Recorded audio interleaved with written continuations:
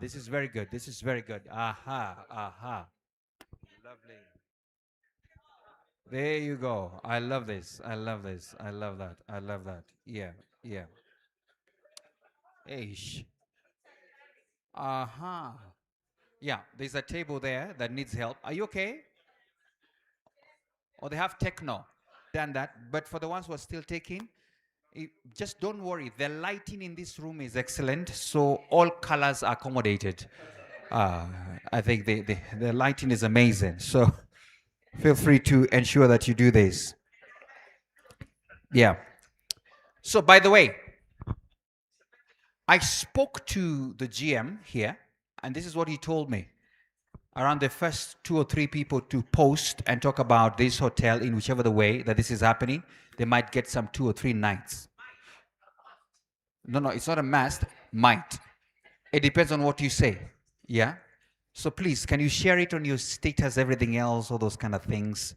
For the ones who don't understand what status, you see that WhatsApp thing, sometimes you go and you scroll, put it there. Say, I'm here in Nakuru, all right, in a beautiful place, and we are at the Africa My Summit. Those are the hashtags. That's what you put it.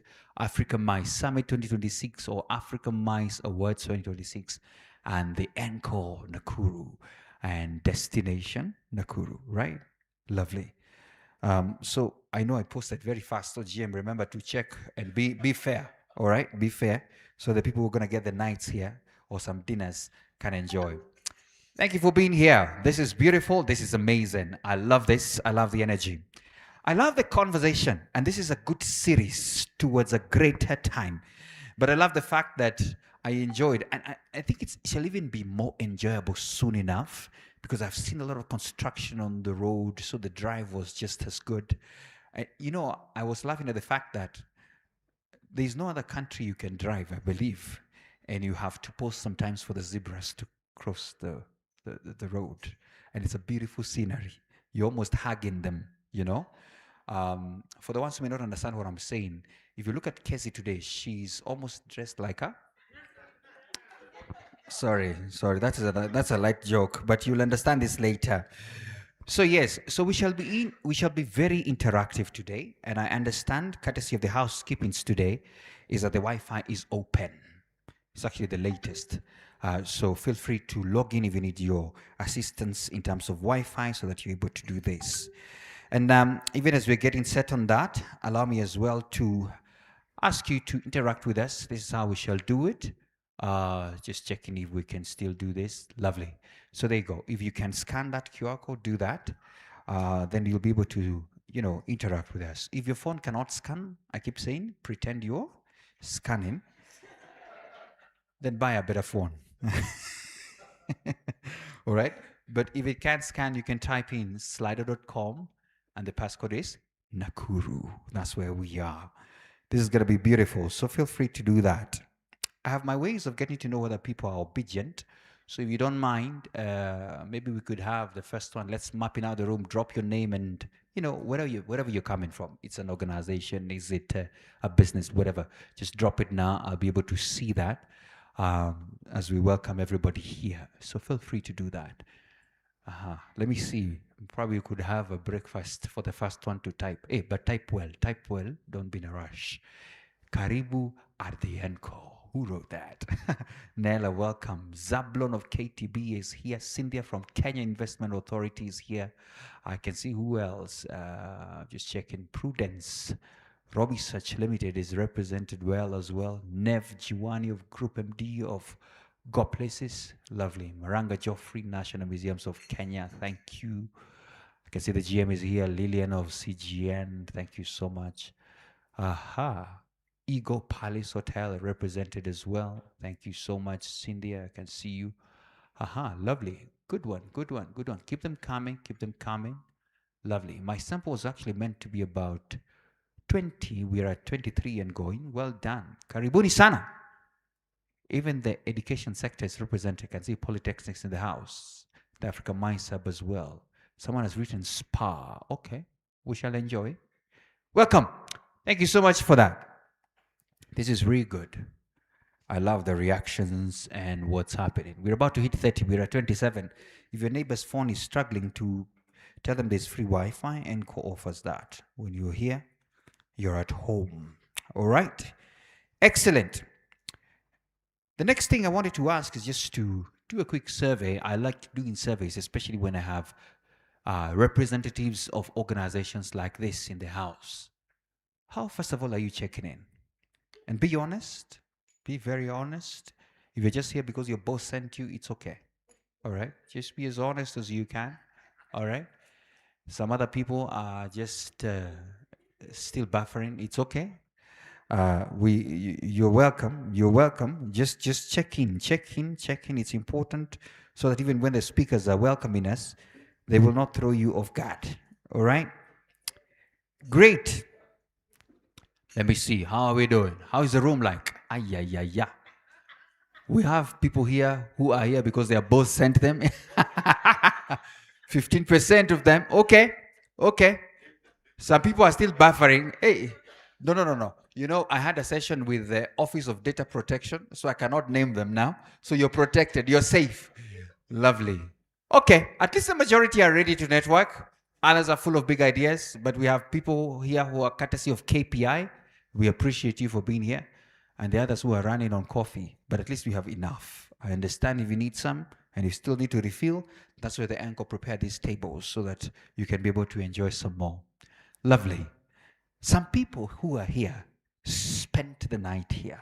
And I understand it was so hard to wake up because the bed, it's not comparable to your homes. So welcome back. Welcome back.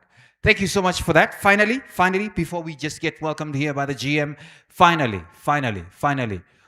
if we could solve one challenge, especially even in this region in the next 12 months, what should be the priority?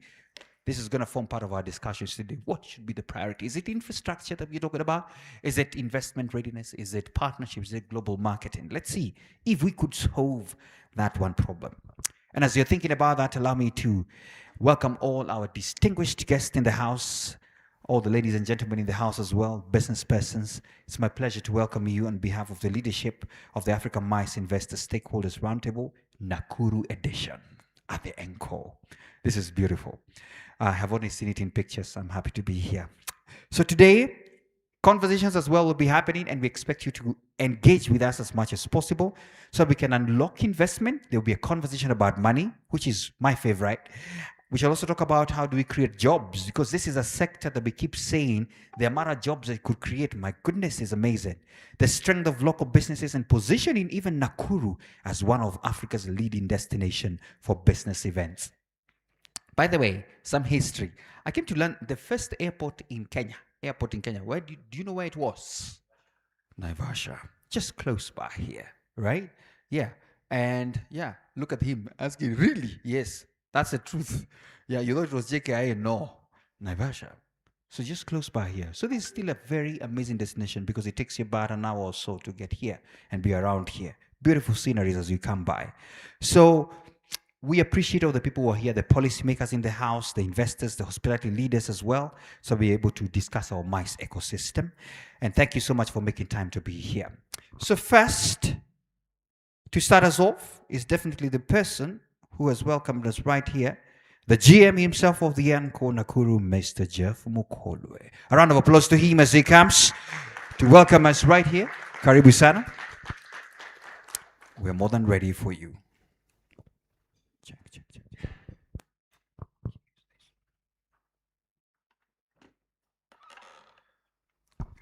Thank you very much.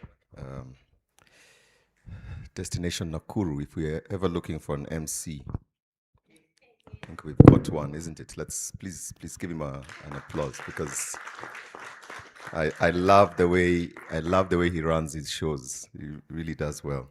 So I have a fundraising for my niece's wedding. Wow. I am truly humbled.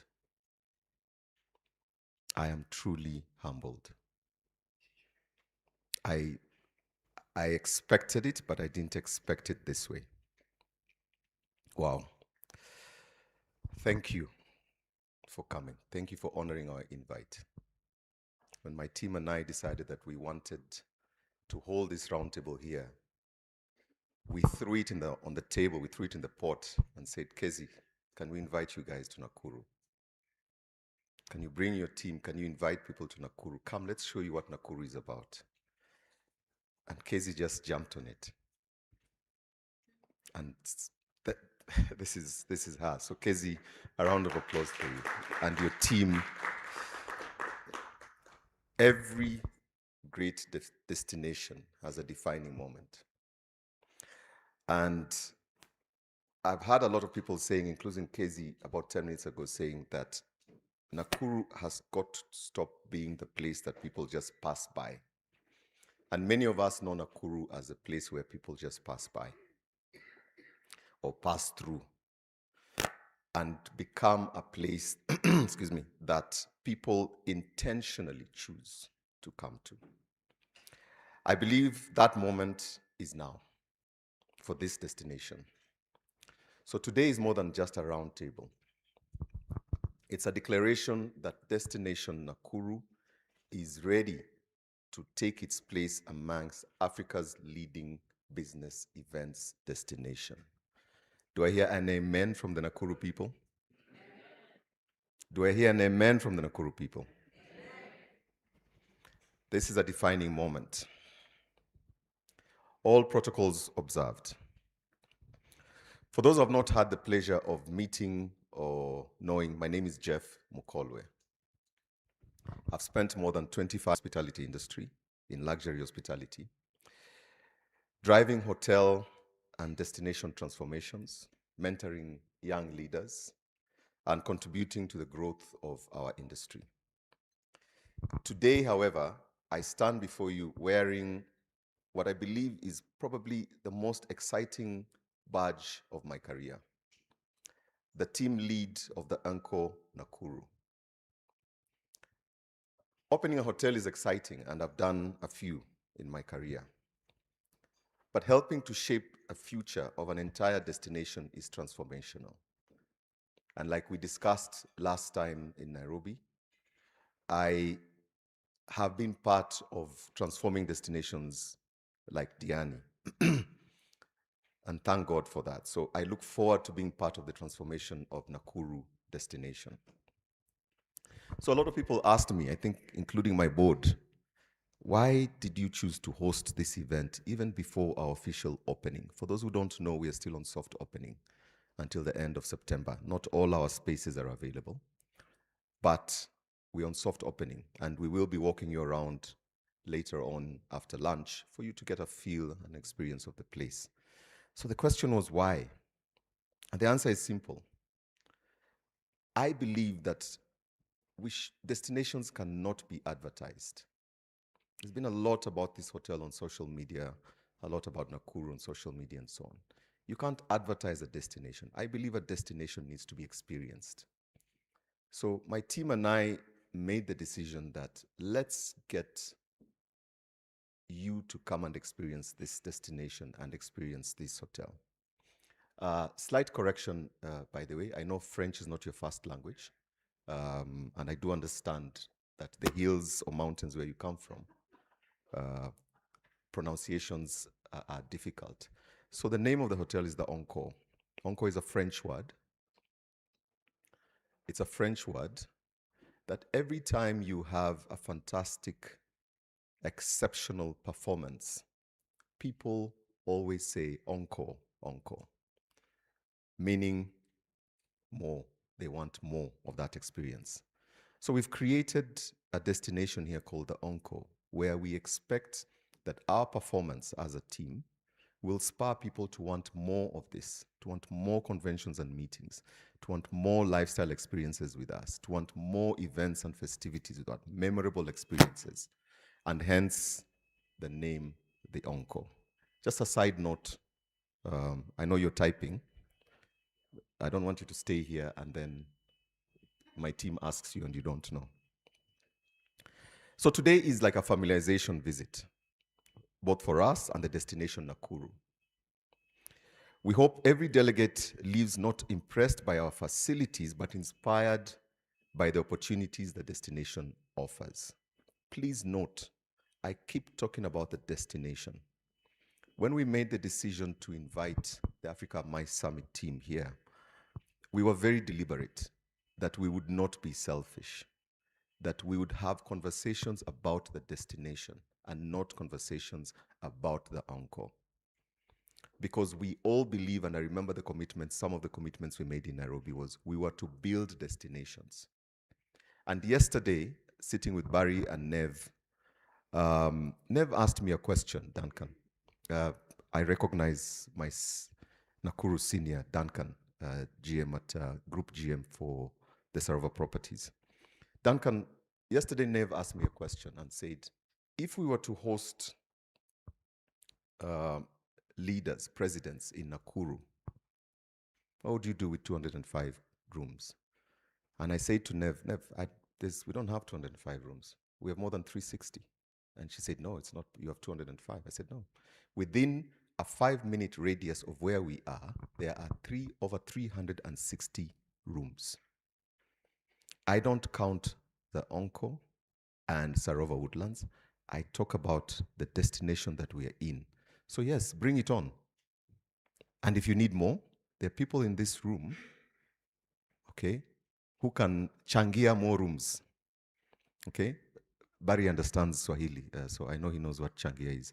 Hava speaks it better than most of us, so, right? So that's what we're talking about.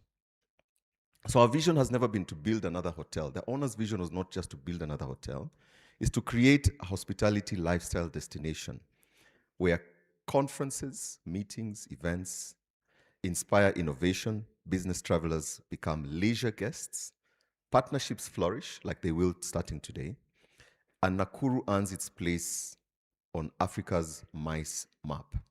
And when we talk about Nakuru, by the way, we include in Nakuru, we talk about Nakuru as a county. I see my sister, Anne Ashira, looking very concerned that I talk about Nakuru. Anne is a leader, a thought leader in the industry, and a mentor of many youths. And also, on her free time, she's also the general manager at Eneshipai from her busy schedule. And we then decided, when we talk about Nakuru, and we talk about the county that is Nakuru. Hence, the request to the Africa MICE team to extend invitations to our colleagues in Naivasha. And Anne, thanks a lot for being here because you represent what Naivasha is. Nakuru has evolved from a safari stopover to becoming one of Kenya's fastest growing cities. I'm sure you'll all agree that. It's strategically located along the Northern Corridor. It connects business, government, agriculture, manufacturing, education, logistics, tourism, all of that and more. The missing ingredient has never been potential. It has been a platform for us to come together.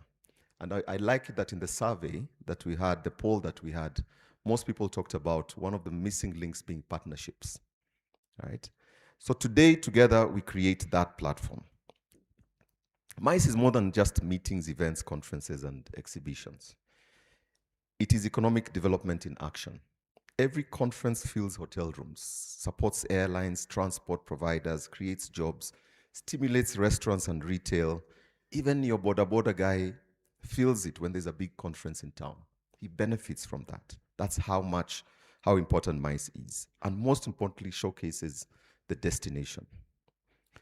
Only one successful conference benefits an entire local economy, not just the venue. I remember in the last conversations we were having where we talked about how Perak can come in with us and have this conversation, that nightlife, Simon, you remember we talked about nightlife being very important to a destination. Because without nightlife, people won't come. Anna, Shira, and I were part of the Destination Diani initiative, where we grew and transformed that destination to what it has become today. And Anne, you'll recall that when we were talking to the Nigerians, when we were talking to the Ugandans, one of their biggest issues was Diani did not have a nightlife, right? I'm sure you all know that Ugandans love to party, right? Who doesn't know that? I want to know which this, Duncan, Ugandans love to party. And it's not a coincidence that I'm half Ugandan. Not that it is related to this conversation. But we had that challenge. So it's the benefit of just one conference. Today's roundtable, therefore, demonstrates what is possible when government, private sector, investors, tourism agencies, hospitality leaders work together. Destinations are not built by hotels alone, nor by governments. They're built through partnerships and major partnerships. I look around and I see interesting faces that I would like to meet, many of whom I have met here. I recognize Ruth from KNCCI Nakuru chapter and the partnerships that we're trying to build with KNCCI as the Encore Hotel, and we have already started building. Right? Destinations are therefore not built by just those, they're built by those partnerships.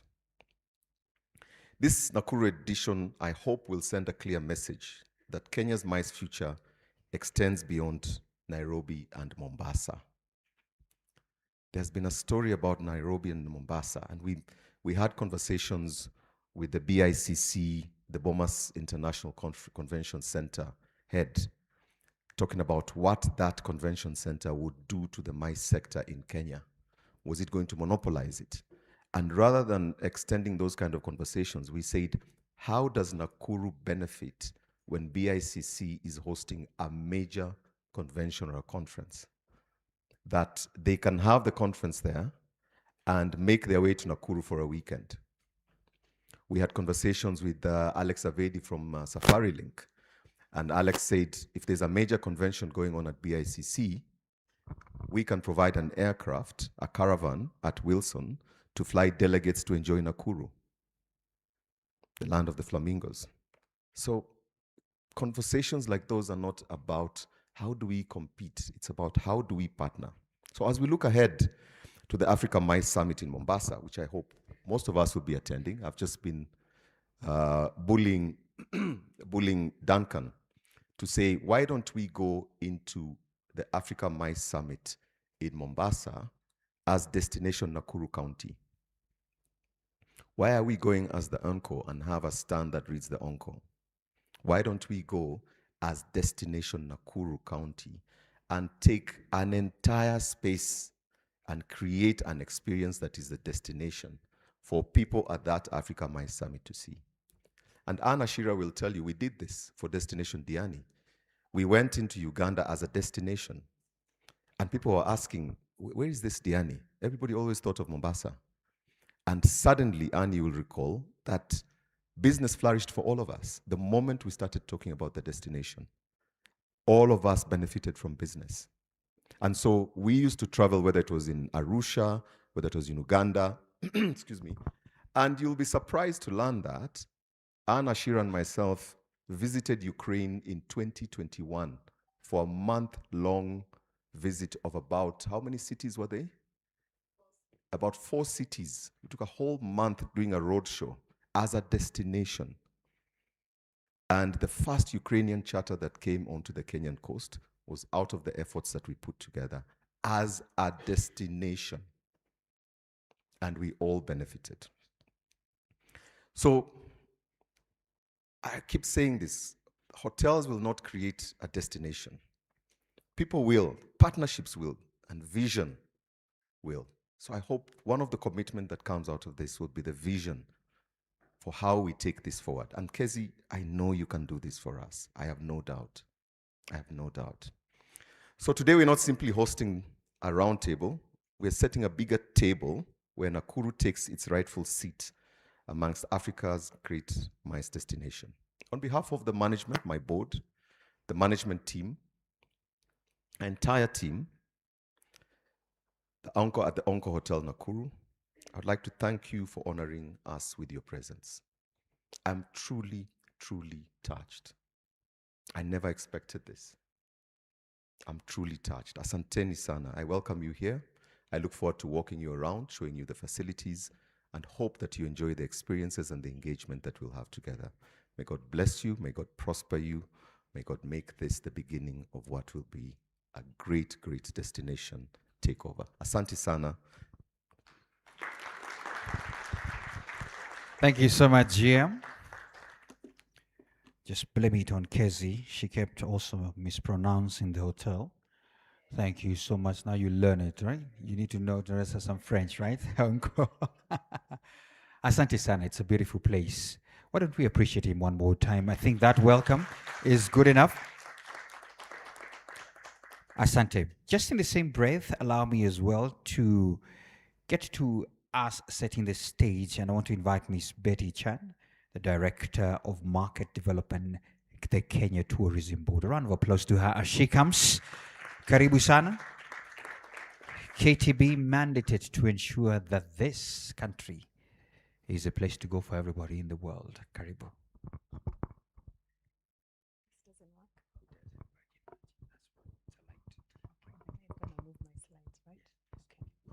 Good morning, everyone.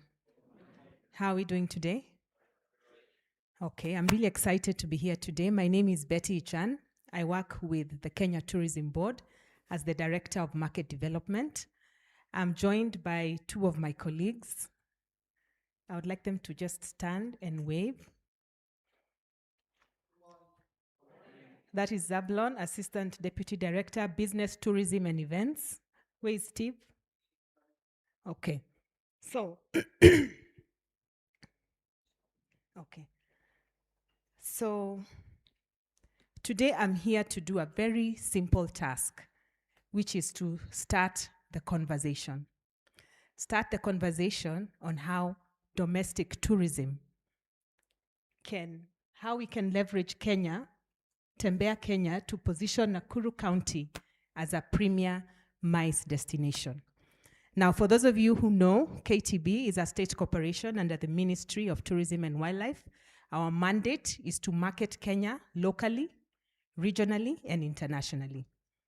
So locally, we market Kenya through our brand, Tembea Kenya. How many have heard of Tembea Kenya? Fantastic, many of us in the room. So what I'm going to do today is just give you some statistics that will help us to talk about how we can boost MICE tourism in Nakuru, and to tell you what we are doing as a national marketing agency.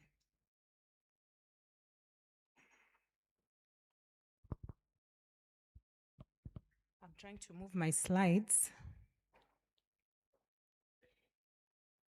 It's working? Okay. Yeah. Oh, I point out then, huh? All right. Okay, great. So, what are we trying to do at national level in terms of MICE? What we are trying to do as the Kenya Tourism Board, our vision for the destination is to be the leading African destination for bee leisure tourism. Bee leisure is basically business and leisure tourism. Now, our mission is to market Kenya as the home of human origin and as an all-year-round, diverse, sustainable, and authentic tourism destination.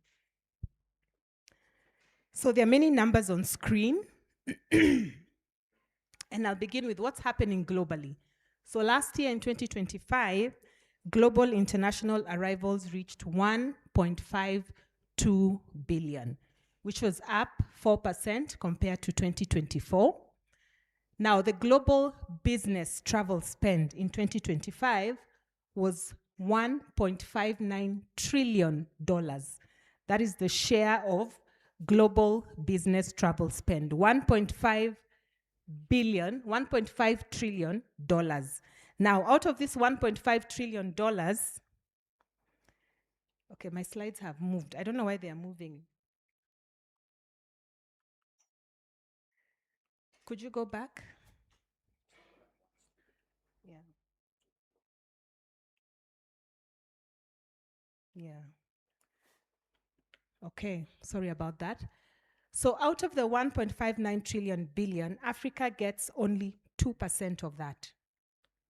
Africa gets only 2% of the global MICE travel spend. Now, according to ICA, in 2025, there were a total of 12,438 meetings that were held globally. Now, in Africa, last year, Africa received a total of 81 million arrivals, which was up 8%, up 4% compared to 2024. Now, what we are seeing is that Africa registered the highest growth in terms of year-on-year growth, compared to the other continents. And what does that tell us about Africa as a continent? Number one, there's an opportunity for Kenya to compete for MICE. And here we're talking about events held by regional associations, Pan-African institutions, faith-based events, corporate retreats, and incentive travel. Now, narrowing down to Kenya, last year we closed at 2.7 million arrivals in 2025. Out of the 2.7, 27% of the arrivals were business tourism related. Now, in terms of international and local conferences, in 2025, we had a total of 38,705 international delegates attending conferences in Kenya. This represented 998 conferences in 2025, international conferences. Looking at domestic, which is down here, in 2025, we had a total of 12,671 local conferences, representing 758,278 local delegates. What does that tell us? If you can look at the numbers, 998 international conferences versus 12,671 conferences, domestic conferences. What does that tell us? It tells us that domestic is driving MICE in Kenya.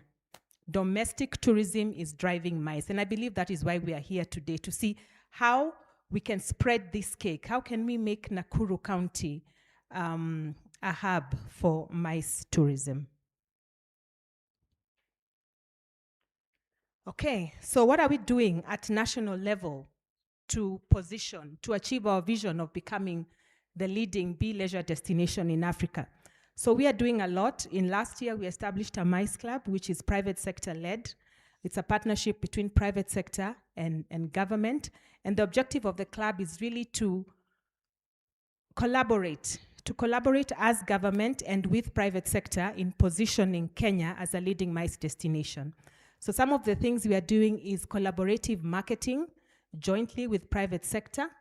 We are now actively promoting Kenya's hotels, venues, counties, associations, together with the private sector. Number two, we are now taking part in aggressive bidding for events. Destinations bid for events, and KTB cannot do it alone. Remember, we don't have venues, we don't have hotels, we are not the hosts as counties are.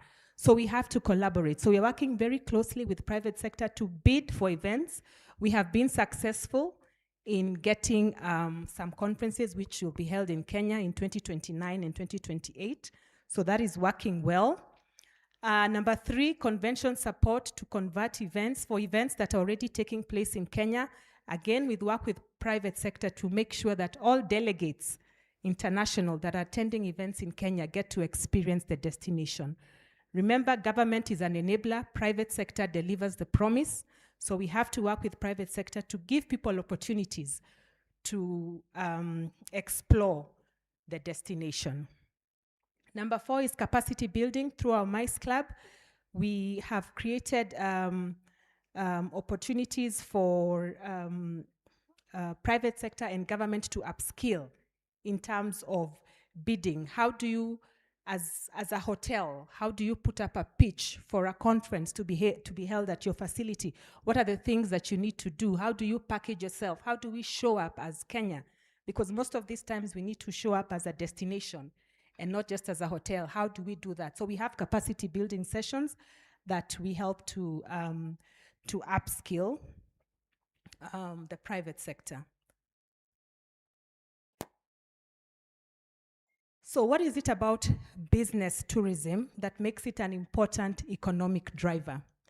Number one is that a business traveler, on average, this is according to the World Tourism Travel Council, a business traveler spends 2 to 3 times more than a leisure traveler. So already that tells you that they are high spending. Number two is that a business traveler travels all year round. Leisure travel, especially in Kenya, is seasonal. We know our peak seasons. We are currently in the peak season. The beauty about a business traveler, the beauty about MICE travel is that it's 365 days in a year. It's all year round. Then number 3 is that business tourism is an economic multiplier. Every dollar spent by a business traveler has widespread economic benefits. Remember, they have to pay for a taxi, they have to eat, they go to a restaurant, they'll want to buy a gift or a souvenir for their loved ones at home, so they'll go to a gift shop or they'll go to a supermarket, they'll go to a craft shop maybe to buy a bracelet or whatever it is, but basically a souvenir. So there's an impact on the wider economy from a business traveler perspective. Okay, I don't want to talk much about this. Nakuru County, Jeff has already talked about Nakuru County and what makes it unique. You're looking at accessibility, 2 to 3 hours from Nairobi, attractions, accommodation, and then it is now becoming a hub, given the growth of the city and what we are seeing in terms of investment in accommodation. So how do we convert domestic travel interest into MICE demand? How do we get Kenyans? How do we get Kenyans to come? How do we move from just visiting to coming here and having a meeting and staying and exploring? What I love about what I've seen today is I was looking at the program, and at the end of the program, Kezi has been kind enough to tell us, you know, if you want to experience the Menengai crater and a sundowner, there's an opportunity to do that, you know. Jeff also shared with us a little brochure about the Encore. If you look at the last page, there are attractions, there are places that you can visit. How are we creating opportunities for domestic travelers who are coming to our counties to stay and stay longer and spend more? Stay longer and spend more. So what is it that we need to do? So number 1 is packaging. We did a research last year among Kenyans in all counties, and we asked them, what will make you tembea Kenya more? What is it that you want? What will make you move around? Because we need people to move around. We need people to move from Nakuru County to Mombasa, from Mombasa to Wajir, and so on and so forth. And they said number 1 was convenience. People want convenience. So they need you to package for them something that is end to end. You know, if you're offering an experience, is there transport provided? Is there food? Is there accommodation? You know? So people want an end-to-end seamless experience, convenience. Number 2, of course, was safety and security. If I come to your county, am I safe? Can I walk out of my hotel and take a walk? Or am I likely to be mugged? Am I likely to be harassed? You know, so the research was very insightful, and it showed that Kenyans want convenience. So packaging is very key. Number 2 is promotion. People need to know. Marketing is key. Are we in the right forums marketing our facilities, our MICE facilities, yeah, as destinations and as counties? Number 3 is conversion, just pushing people to actually book your facility. How do you do that? Special offers, themed offers, you know, something unique that gets people to actually move from just knowing about Encore to actually saying, okay, I'm going to take my event there. And when I take my event there, this is what we will offer people, and then extend. As I said earlier, getting people to extend. The beauty about a business traveler is that they are likely to come back. I was just thinking today, if I don't do the Menengai crater, I could come back with my kids, you know? So a business traveler is likely to come back as a leisure traveler, is likely to come back as an investor. Maybe somebody in this room will see an opportunity in Nakuru and be like, okay, I think I can do this. So that's another opportunity. The other thing is a business traveler could be an advocate or an ambassador for a destination. Yeah, so that is also another importance of business travel. So ladies and gentlemen, as I said earlier, today I was just kickstarting the conversation and basically getting us to ask ourselves, how do we get Kenyans? Remember we said tembea Kenya. We want people to tembea. And I've told you that Kenyans want convenience. You have to give them end to end. You cannot tell me, come and experience Menengai, but transport ujipange. Because I'll start thinking now, who do I call? End to end. Yeah, so people coming for conferences can be offered safari. People coming for meetings, golf and wellness, culture, boat safaris, active nightlife, all that. There's a lot that Kenya has to offer. Our counties are very rich and very diverse. What you need to remember is that what makes destinations successful, according to the World Travel Tourism Council, there are 5 A's, just 5 A's that you need to remember. Number 1 is access, accessibility. How do people get to Nakuru County? Is it easy? Is it an easy drive? We have the Rironi Road coming up. Is that going to be a game changer for Nakuru? So number 1 is accessibility. Number 2 is amenities, basic things, water, electricity, Wi-Fi. Are those still challenges, or those are things that have been sorted? Number 3 is attractions. Nakuru is rich and diverse with so many activities. Do people know about that? Activities. Other than going to Lake Nakuru, what activities can people do when they're there? People want to be active. What activities can they do? And lastly, accommodation. I was so amazed by Encore. This is my first time in this hotel, and I was like, wow, at least we have something else other than Sarova that is, it's an amazing facility.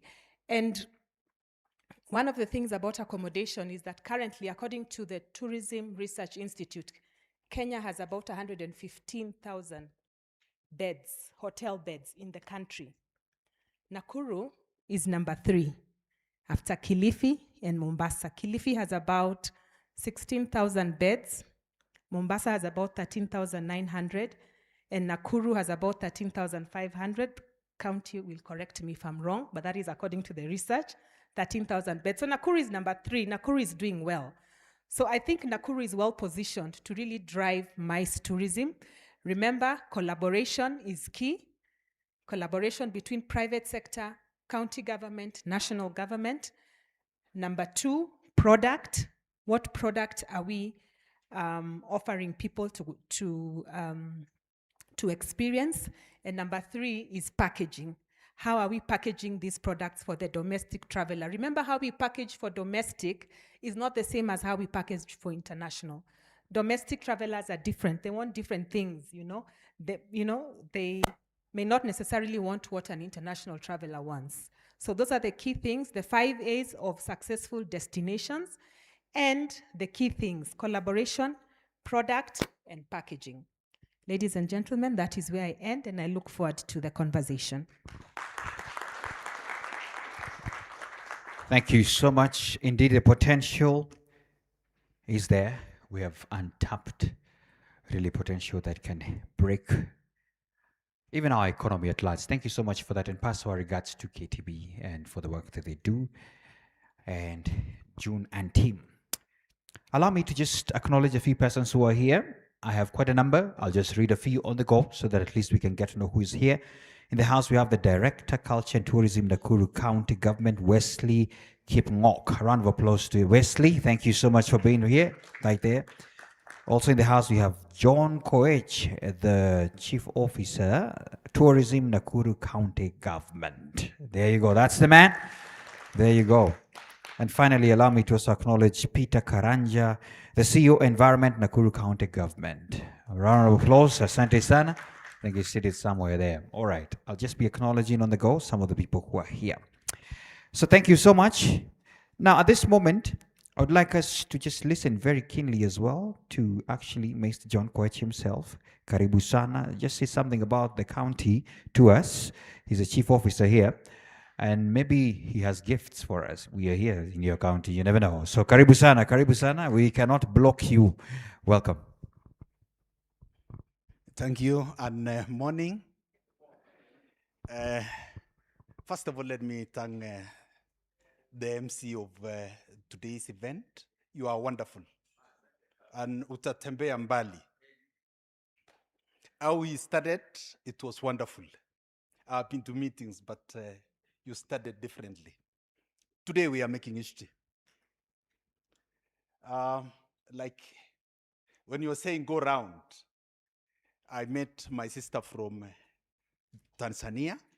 And you not actually given us that opportunity. We could not have actually met with my beautiful sister from across the border. So today we are making history. And before I say what I'm going to say, there is a group who has accompanied me. Bwana Kimwok, the group from county government, can you just stand? Murioki, our director, culture officer, and then we also have another very important, have a seat, another very important group, Nakuru Tourism and Marketing Board. Duncan was here. He has gone out. So we also have that group. So I'm here. I've been also sent. I was sent by the Minister of Culture, Tourism, and Cooperative, Nakuru County. He could have actually loved to be here, but just across here, there is a cabinet meeting which is going on, and it is being chaired by Our Excellency Governor Nakuru County. So, and I'm John Koech, a person in charge of tourism in Nakuru. And I almost look like, not very far from our ancestors, eh? I say I'm black, and when the tourists come, they'll actually be saying, oh, you mean there was a black man around, eh? So I'm here. Lakini when you look at keenly, just look at keenly and deeply, you will be concluding for yourself. So it is actually my pleasure to join you today on behalf of County Executive Committee member, Honorable Stephen Kuria, who sent his warm greetings and best wishes for a successful roundtable. I also convey the warm greetings and best wishes of Her Excellency Governor Susan Kiiga, whose administration remain firmly committed to positioning Nakuru as a leading destination for tourism, trade, and investment. She appreciates your decision to convene this very important forum in Nakuru and welcome you all to our beautiful county. Allow me to sincerely thank the Africa MICE Summit Secretariat for choosing Nakuru to host this important engagement. This forum demonstrates the growing confidence in Nakuru as a matching destination for meetings, innovations, conferences, exhibitions, commonly known as MICE. We appreciate your commitment to bringing together investors, development partners, and private sector to chart the future of business events in our region. Ladies and gentlemen, in my training, I was told that concentration span ran for 40 minutes. I was a teacher before I came over. So I want you people to just stretch. Just stretch. Just stretch. Unajua walimu tuliambiwa a student will never concentrate beyond 40 minutes. Kama ni ukora, if we watch it in that classroom in the university, then it is poorly. But that is it. So ladies and gentlemen, tourism continues to evolve. And today, business events have become one of the strongest drivers of economic transformation. Every conference, exhibition, corporate meetings generate opportunities for hotels, transport providers, restaurants, tour operators, local suppliers, farmers, artisans, and many other businesses within the local community. MICE tourism, therefore, creates employment, stimulate investment, and enhance the visibility of destination on the regional and global stage. And we were told by the speaker who just left that tembea Kenya na tutembee Nakuru. Nakuru is actually a very unique county. It is actually positioned strategically. We are almost some few kilometers from Nairobi, and we enjoy standard gauge railway. We also have Rironi Mau Summit Road. Very soon, we were promised that this year, either Madaraka or Chamuri will actually be done. No, next year. And His Excellency, the President, he had promised us the last time he was here that he will be using the road. He will not actually be flying, but he will be using Rironi Mau Summit Road. And the meeting hopefully will be done in Afra Stadium. So two things will be open: Mau Summit, Rironi, and our beautiful stadium. Under the leadership of Her Excellency Governor Susan Kihika, the county government continued to invest in creating an enabling environment for tourism and business. Through strategic investment in improved infrastructure and partnership with the private sector, we are laying a strong foundation for Nakuru to compete as a premier destination for conferences, exhibition, and investment. As the county government, we remain committed to supporting initiatives that promote tourism development, encourage private sector investment, and strengthen destination marketing. We recognize that government alone cannot fully unlock enormous opportunities available within the MICE industry. Success will require meaningful collaboration between government agencies, investors, hospitality operators, development partners, and local communities. Today, Roundtable presents an excellent opportunity to identify practical solutions that will position Nakuru competitively within Africa growing businesses, events, and markets. We look forward to discussion that will identify bankable investment opportunities, strengthen partnership, improvement, destination, readiness, and develop clear action that will move us from dialogue to implementation. We are particularly encouraged that this engagement form parts of the journey towards Africa MICE Summit 2026. We hope that today's deliberation will produce tangible commitment that will not only benefit Nakuru County, but also contribute to strengthening Kenya's position as a preferred business event destination on the African continent. To all our investors and partners present today, I extend a warm invitation to explore the many opportunities that Nakuru has to offer, whether your interest lies in hospitality, conference facilities, ecotourism, cultural tourism, destination marketing, or tourism support services. Nakuru is ready to work with you. As I conclude, allow me to once again thank the Africa MICE Summit Secretariat, our partners, and every stakeholder present for your continued commitment to advancing tourism and investment.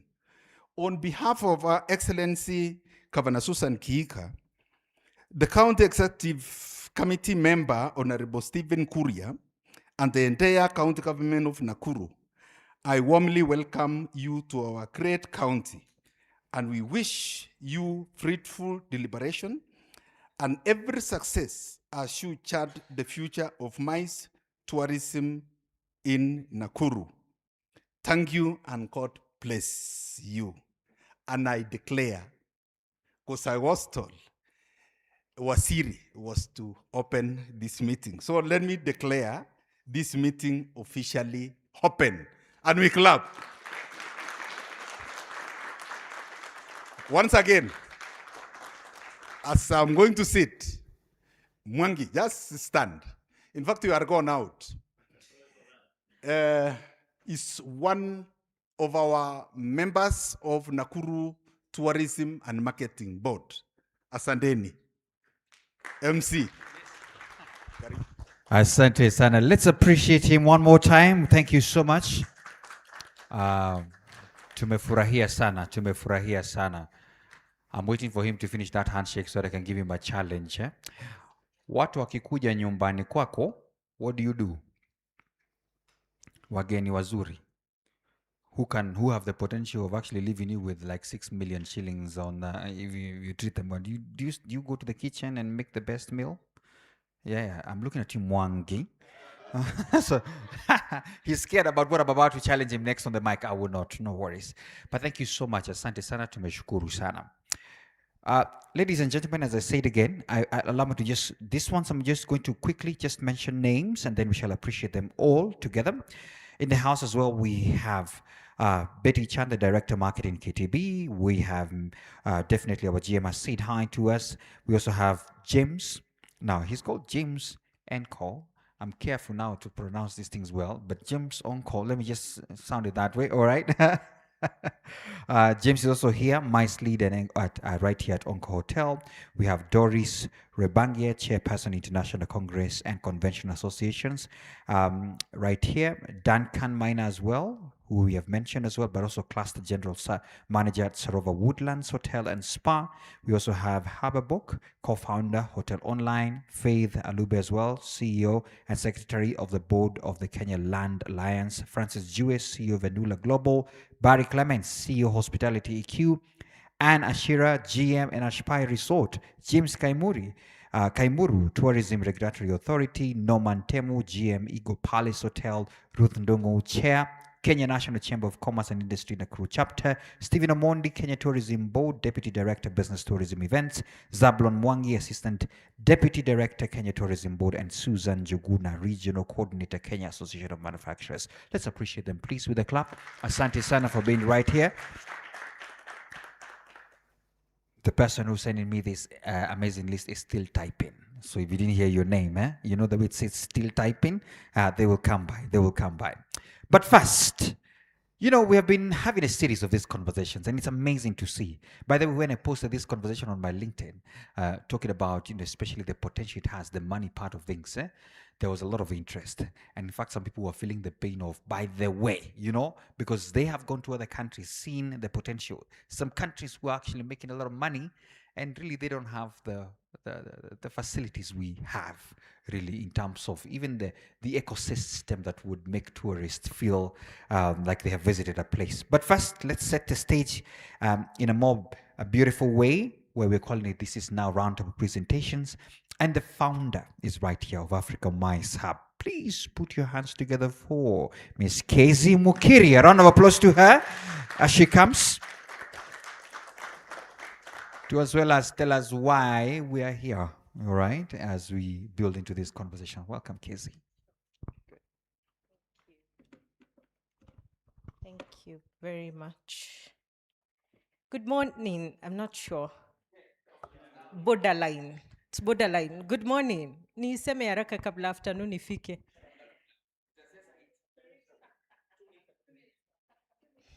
So I'm 2 minutes late. Good afternoon. It is so good to see every one of us here, and I'm just so glad that we keep recognizing the presence of everyone, because this is a round table. It's not a conference. It is a round table, and around the table, we recognize everybody seated around the table, and we recognize the contribution of every person at the table. Allow me to also add to that recognition list the team at the Africa MICE Summit. Quite a number of them. They can just stand. I know you hardly get to see them. they're not going to stand even if I do what. Like, yeah, young people, vibrant young people, some who are in the room and some who are not in this room, who are working round the clock, just driving their agenda at the Africa Mice Hub. And also, thank you, colleagues. And also to recognize our Director of Strategic Partnerships, who is watching us online, joining us from Lusaka, Zambia, here passing her greetings as well. Friends and colleagues from across the continent who are joining us online, just watching this conversation. I also just want to thank the different institutions. We've received a lot of support, KTB. Thank you, pass our regards to your CEO, ICA, the International Congress and Conventions Association, that gives us all the data that we as an industry rely on. They are in the room. Many times they are mentioned as a rumor, but we have the Africa chair right here in the room. We have the regional director as well following the conversation online. We are grateful for your support. Can Invest, of course, the chamber, different associations, our very host. I'm just going to say Jeff, the encore. So I'm not the one who misled him. The encore. Thank you very much. And of course, our heartfelt appreciation to the county government, led by Her Excellency Susan Kihika. We are very grateful for your presence in the room in a very strong way. I want to start by asking just a question. And as we look at this question, we reflect on Destination Nakuru, because that's where we are. That is what is our focus today. But largely also think about the continent of Africa. Why are we thinking the continent of Africa? Is because we have ceased to operate in silos. We are building a continental dialogue, because as we push as a continent, individual destinations begin to benefit. We think about 254, Kenya, as an ecosystem, no longer just fragmented units or hotels selling themselves or angling or pushing for business, but we have a destination mentality, the mentality around building ecosystems for mice and beginning to do an audit in destinations. What are the assets that you have that when put together make you more competitive? So the question is, where do investments begin? This is an investment that we are seated at. But where do investments actually begin? Any investment you can think of. Investments, they don't begin when checks are signed. They begin when people meet. When we have conversations, like when you walked across the room and I saw cards passing around, that is where destinations development begins. Today we want to look at the economic opportunity on the continent. For a very, very long time, we thought that perhaps the economic activity or the economic opportunity for the continent is underneath our minerals or, you know, whatever other assets that we have as destinations. But we are actually coming to the realization that the economic opportunity is actually in the meeting rooms, because that is where conversations happen, and that is where people begin to build connections that are meaningful. So we look at I'm not sure whether this is working. Maybe we can just, no, not, yeah.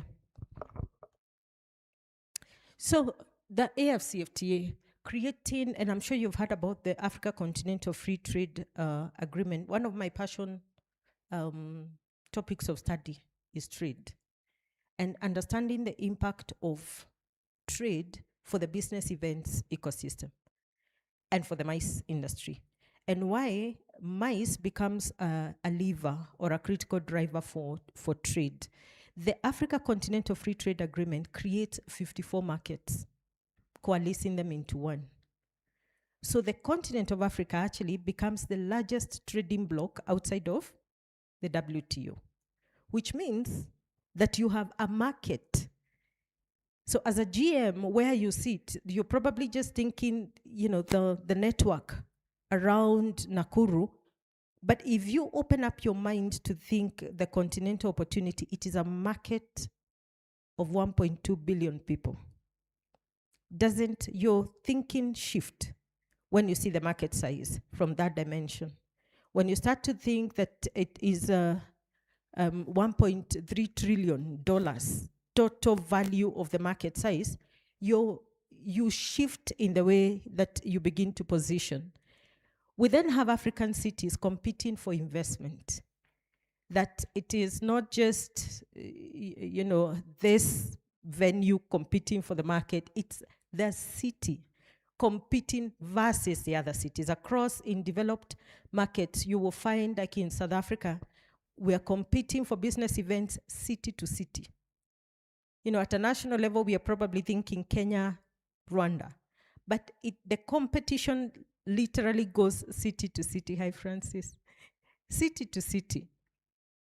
So we see that business events are the infrastructure that begins to connect investment, talent, and knowledge. Because when we host business events, you create a channel for flow of investment to a destination.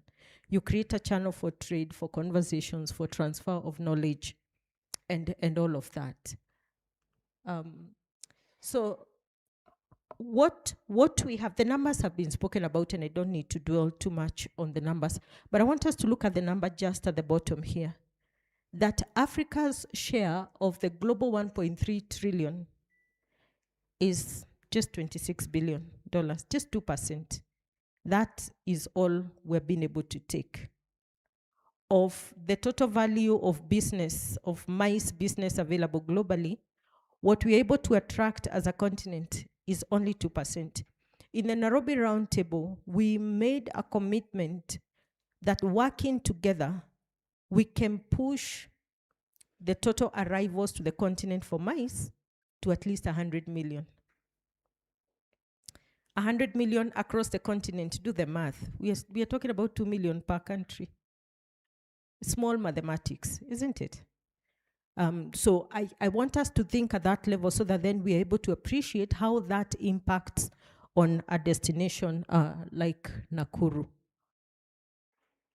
So MICE is not just a conference. It's not just gathering people. The perspective we want to take in our dialogue today, and even as we head towards the Africa MICE Summit, is the understanding that this is actually economic infrastructure. You start to look at what is the net impact of a conference to a destination.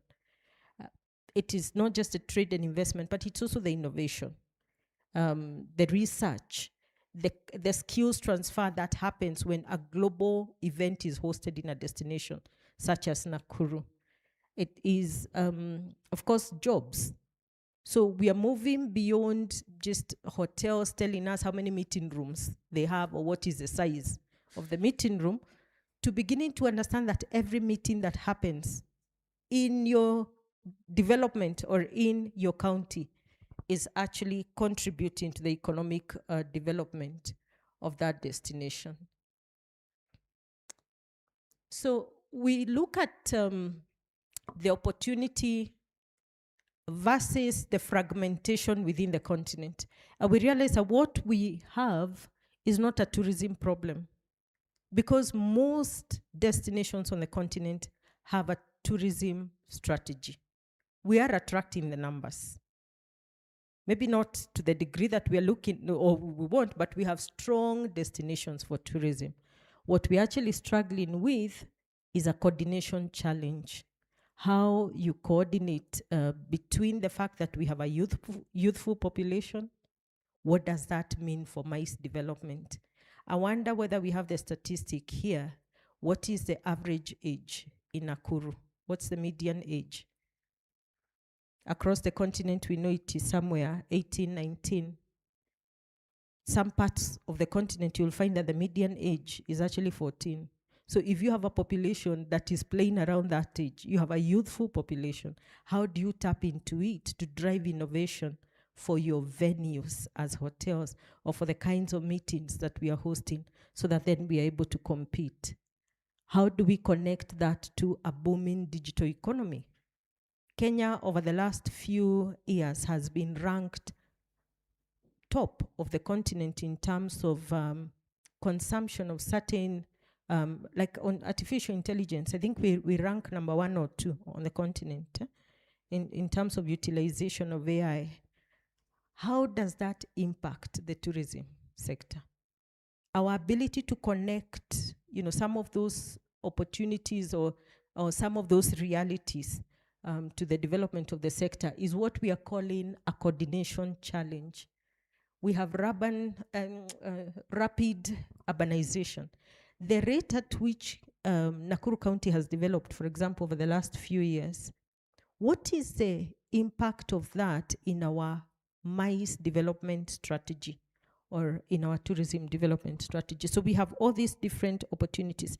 The GM here talked about conversations with one of the domestic carriers and the opportunity of opening up Nakuru for scheduled flights, so that then you're able to drive business to the destination.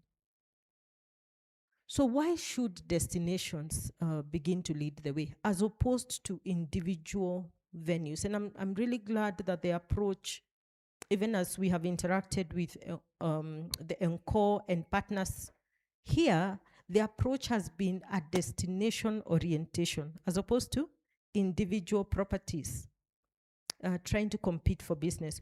Why should destinations lead the way?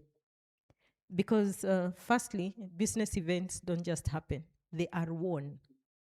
You literally win. They don't just happen. So for property managers, if you're sitting and waiting for us to call and book, I run a PCO. It's the professional conference management firm. And we get a lot of hotels reaching out to us. Please come and see our venue, bring your meetings here. I just want to give you the other side of the coin. Events are won. They are not just booked. We don't just book them. You have to win them by selling value. How do you sell value? It's not just a meeting room. It is what will my delegates enjoy in the destination? What makes your destination more unique? Why would I bring a conference to Nakuru? I was just saying, I think to Jeff, when I came in this morning, I had a client call at 9 o'clock for a summit. And just walking into this venue, the first thing I said in that meeting is, the next summit needs to move to Nakuru. Because you can already see there is a pattern forming, there are connections forming that makes it valuable to move the event there. The second one is winning requires bidding. Betty spoke about the need for bidding. Of course, KTB is taking the lead through the MICE Club, but destinations need to learn how to bid. And I am so glad that Ika is in the room. Because when we looked at why does Africa, remember the number I told you to look at, the 2%. Why are we only winning 2% of global events? I asked Ika why. Is it that we bid and we don't win? Is it a capacity problem? And he said, no, it's a bidding problem. We are not bidding for mega events. Why are we not bidding? Because we don't have the technical capacity to bid. And we'll be talking about a masterclass that's coming ahead of the Africa MICE Summit to empower destinations to bid for global events. Because like I told you, events don't just happen. They are won. You compete to win.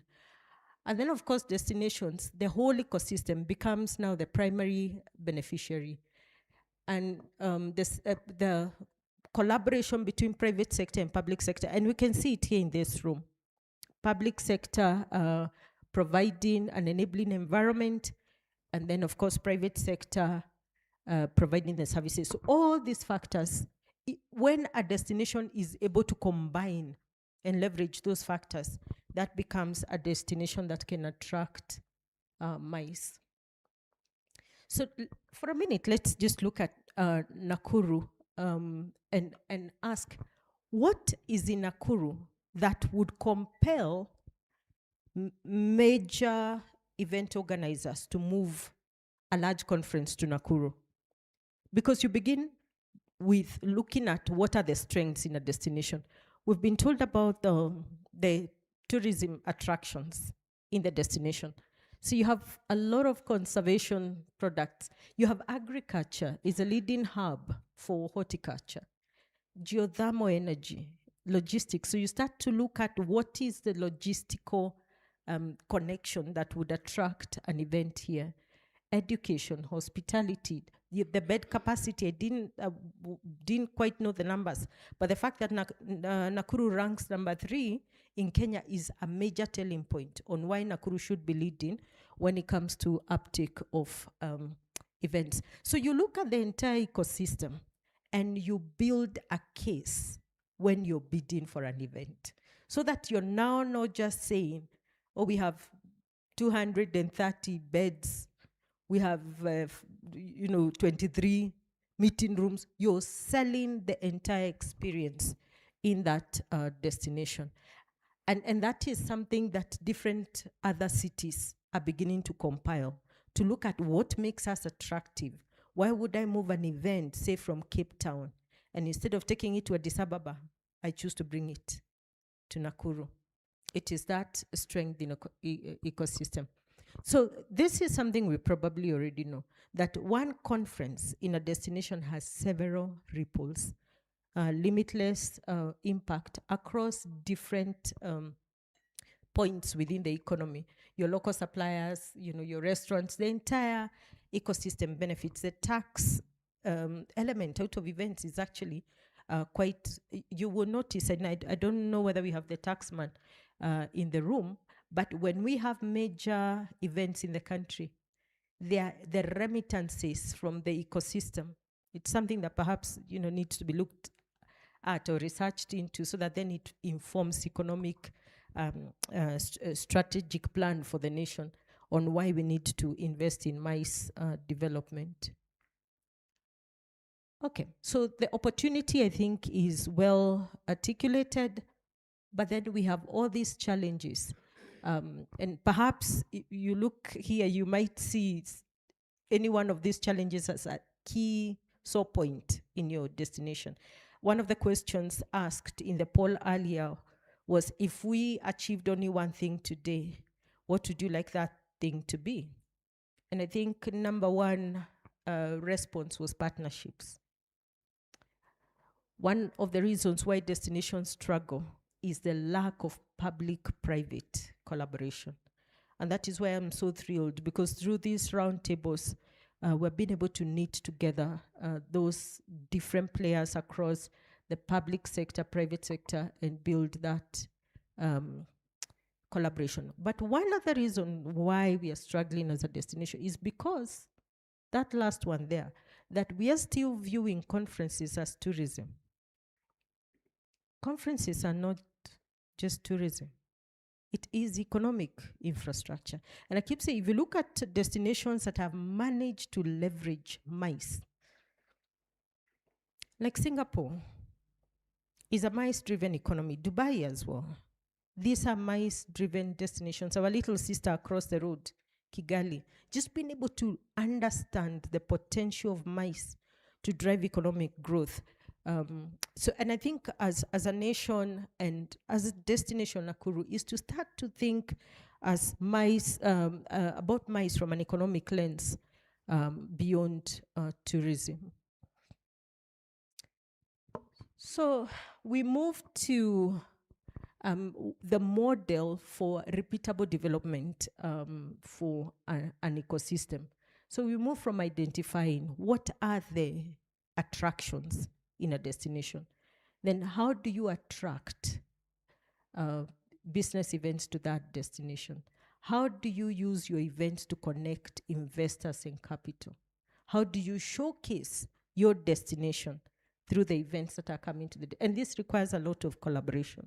It requires private sector to support, flagship events. Of course, like MKTE, when you have many visitors coming to a destination and private sector plugs in to support that, then you create a platform for showcasing what is in the destination that would make visitors return. And then, of course, facilitate trade. This is B2B meetings, how you structure your exhibitions, and all of that. And that ensures that then you can create a continuous journey of growth. I'm just going to slide through so that we are able to finish this. So the Africa Mice Summit, just to bring this into perspective, just recognizing the different opportunities that we've seen across the continent as far as mice is concerned, and then looking at the different gaps that I have articulated. The Africa Mice Summit was founded in 2018, first hosted in Nairobi in 2018, and we call it an ecosystem platform. It's not just an event, it's not just 2 days of dialogue, it is an ecosystem platform for knowledge exchange, strategic partnerships, investment promotion, policy dialogue. It's bringing together the entire ecosystem across the continent of Africa to unpack the opportunity for mice. So I am hoping that on 1st and 2nd of October, that you would join us at the Africa Mice Summit in Mombasa. This is the first time that that event is being hosted outside of Nairobi, and it is part of our commitment towards unpacking destinations for mice, showcasing African cities that have matured in their capacity to host events. You can expect high-level policy dialogues, B2B engagements, technology and innovation showcases. One of the most exciting things about the Africa Mice Summit is the kind of innovation that we get to see coming to the fore. Tech solutions, green, sustainable solutions for the mice industry, for hotels, for the entire ecosystem. And then, of course, we have our favorite thing to do, not just to party, but to recognize excellence and to celebrate innovation across the continent. We put out an award, a recognition platform this year that attracted nominations from across the 54 countries of Africa. It's amazing to begin to see what's happening in Senegal, what's going on in Angola, what's happening in Ethiopia. And we are asking Nakuru plug in, because like we've said, Africa, we are operating as an ecosystem. If you operate in a silo, you get left behind. So we are coming together, because as we come together, the world begins to pay attention. And we've noticed a lot of interest because global markets are looking for entry points into Africa. And so platforms that bring different African nations together become attractive platforms. So join us for the Africa Mice Awards on the 2nd of October. Great. We've had a series of conversations, and we are very excited to be here in Nakuru, more conversations happening in Addis Ababa, in Lusaka, just trying to bring together the entire ecosystem. The destinations is what I want to leave us with, that many, many destinations have got a tourism strategy. If you go across the continent and you ask for a tourism strategy, they've got it. But ask how many destinations actually do have a business events strategy. There are not many. And I hope that Nakuru can begin to lead the pack in developing that strategy. Because the destinations that attract conversations today become the destinations that will attract investment. Because investment follows meaningful conversations. And it is my desire that even here, there will be meaningful conversations that can translate to actual business and actual meaningful partnerships that will come out of this roundtable. Allow me to just welcome us to have those direct, pointed conversations, even as we open the roundtable dialogues shortly. Let me hand this mic back to, maybe not. Can I not hand it to you? Thank you. Let me just bring to the stage my sister Doris. Yeah? Doris is a powerhouse across the continent of Africa. She is right now chairing the International Congress and Convention Association, ICA, that is the top of the top when it comes to data, destination, driving destination development, teaching us on how to bid and win. Karibu sana Doris. She's an East African. Thank you.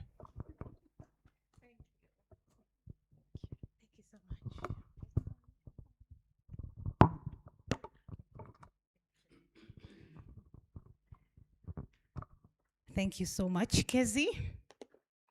Thank you so much.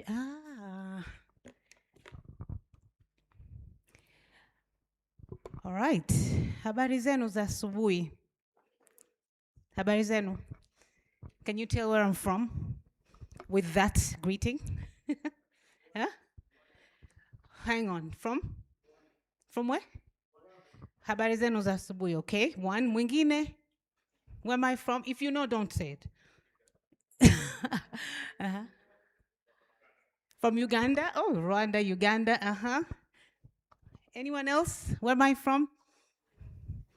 From Kigali. Uh-huh. Where am I from? You're all wrong. You're half wrong, though, and half right. I think you're going by my name. It sounds Rwandan, right? And it sounds Kigali, and it sounds Ugandan. But didn't my Swahili tell you something? Where am I from? I'm from where? From Diani? From DRC. From Nakuru. I'm from Nakuru. Yeah, no one got it right. From Tanzania. I'm from Tanzania. I know, right? My name sounds Rwandan or Ugandan, not Tanzanian. But I am a Tanzanian with a Kenyan number. Betty asked me today. My number is Kenyan, and I live in Rwanda. So you are half right on that one. Yeah? I live in Rwanda. And as Kezi graciously introduced me, I am first, let me just say who I am. I am first a mother. My beautiful daughter is right there. Gen Z.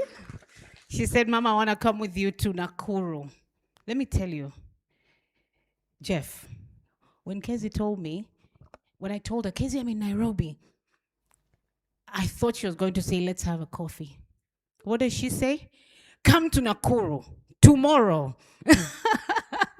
She says, come to Nakuru. And I said, yes. I'd never been to Nakuru.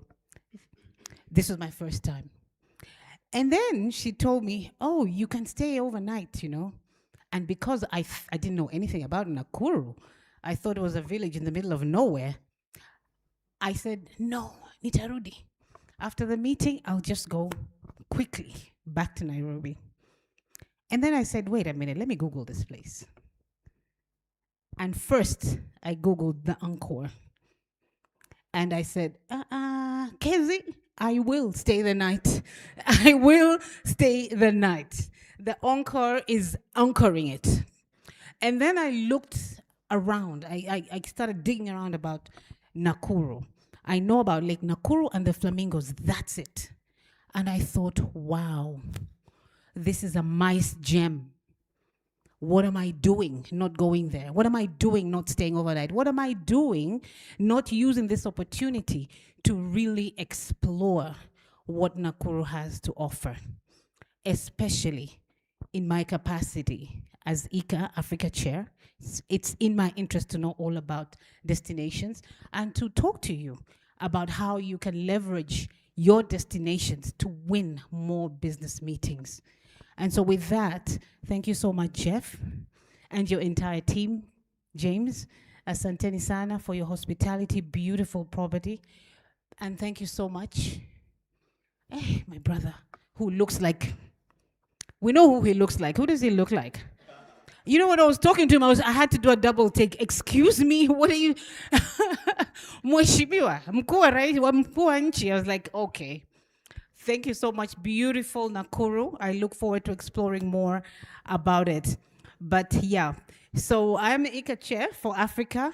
But over and above that, I'm also in the MICE sector as a professional conference organizer.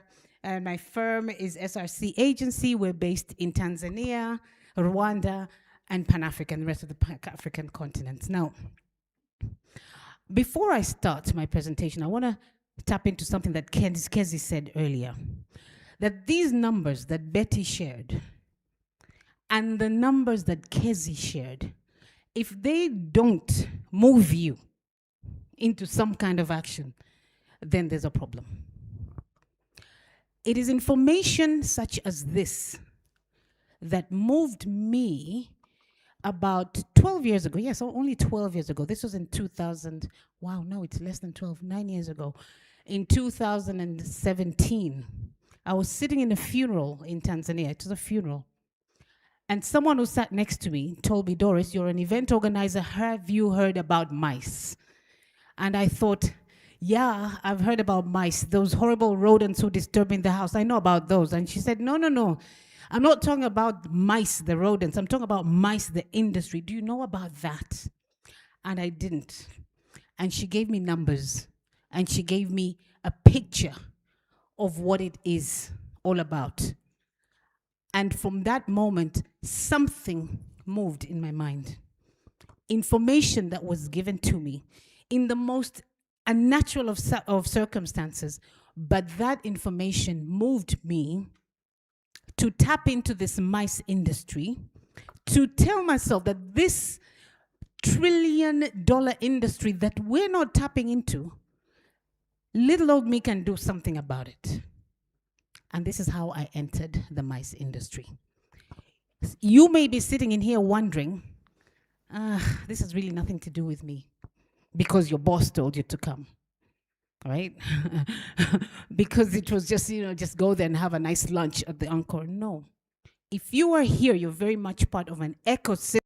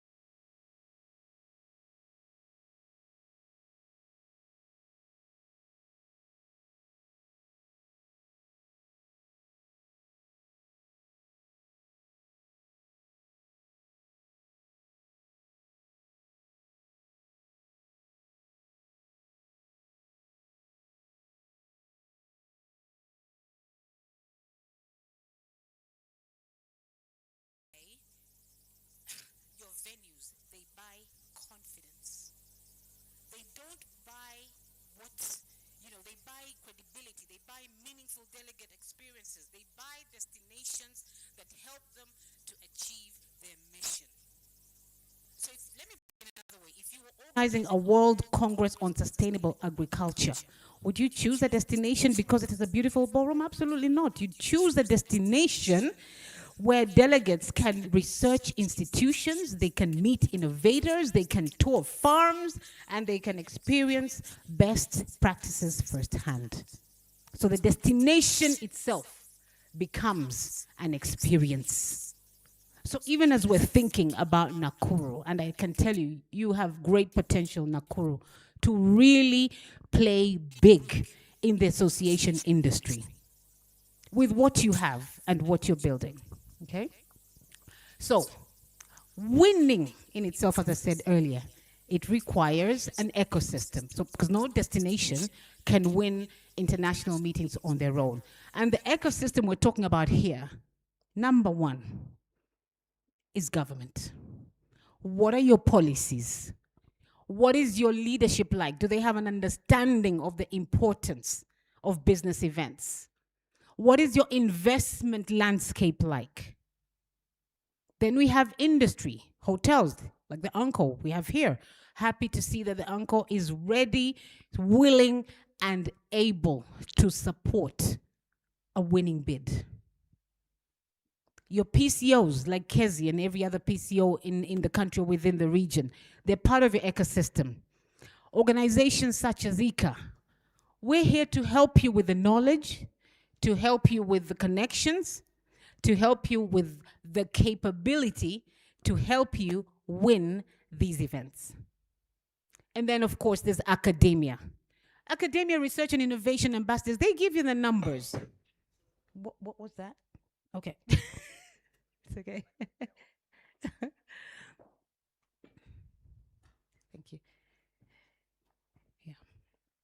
So you need an ecosystem to help you win a bid. Now, why am I saying this? Sometimes you'll find a venue has decided, you know what? I'm going to bid for a conference all by myself. You're a hotel. What are you possibly bidding for on your own that you can win an international conference? You cannot. You need the ecosystem. I wish I came with a winning bid for you to see what it looks like. Because there is a format for a winning bid. You're a PCO and you want to go and bid for a conference for your country, for Nakuru, your chances of you winning are very low because you've gone in by yourself and you've spoken about your own capabilities instead of speaking about the capabilities of the destination. Chances of you winning, again, are very, very low. So,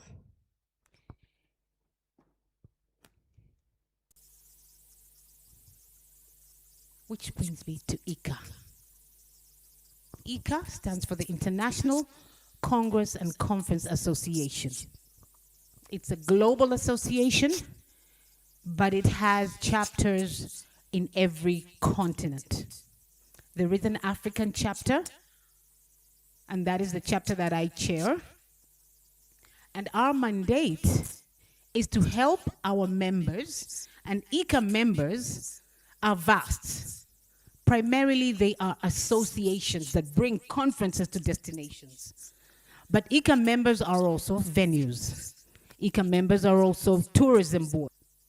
A sporting event, like the World Cycling Championships, huge, also part of ICA. World Cycling Championships that happens in different destinations every other year or so. You will not know this conference is now looking to come to Africa and we're looking for African destinations to bid if you're not a member of ICA. You won't know that. And so because maybe very few African countries are in fact members of ICA, hence the 2% of the pie, they will sit there waiting. Why is no African country bidding for this? And we have said it's time for us to go to Africa. So they'll say, well, since no one bid, now we'll take it to Asia. And suddenly they have so many people who are willing, able, and ready to bid, and they bid. It goes to Asia. And what does Africa say? To Tabaki, and we will say, these people, they're favoring themselves. They keep on going to Europe. They keep on going to South America. They keep on going to Asia. No, they're not favoring anybody. We are not members of an organization that gives us the information that we need to act on. I hope you're following me on that one. So that is what ICA is. We exist to bring together all the business events players, the MICE players, so that everybody knows there's a conference that is looking to come to East Africa. Somebody bid. There's a conference that's looking to go to South Africa. Somebody bid. And some people are specific. There's a conference that's looking to come to Kenya. Somebody bid. But if you don't know, you won't bid. So they'll take it to the next country. So ICA is your partner in winning international meetings. Our role is to help destinations become more competitive in winning international association meetings. And here I'm going to pause and ask a question. How many of you here have ever written and submitted a bid? This is a show of hands. I want to see those hands. Okay. Keep your hand up. Okay, please, may I ask you to stand? Just stand. Mm-hmm. Stand. You who have put bids together, just stand for a second. Yeah. Okay. How many of these bids that you submitted have you won? Did you win? If you won every single time, sit down. Aye.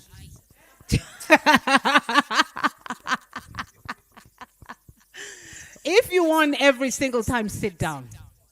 Mm-hmm. If you lost more than you won, sit down. If you lost those bids more than you won, sit down. More than you won, yeah.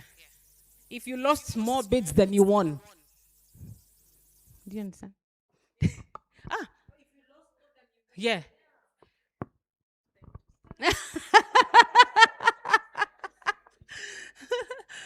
You see, here's the thing, huh?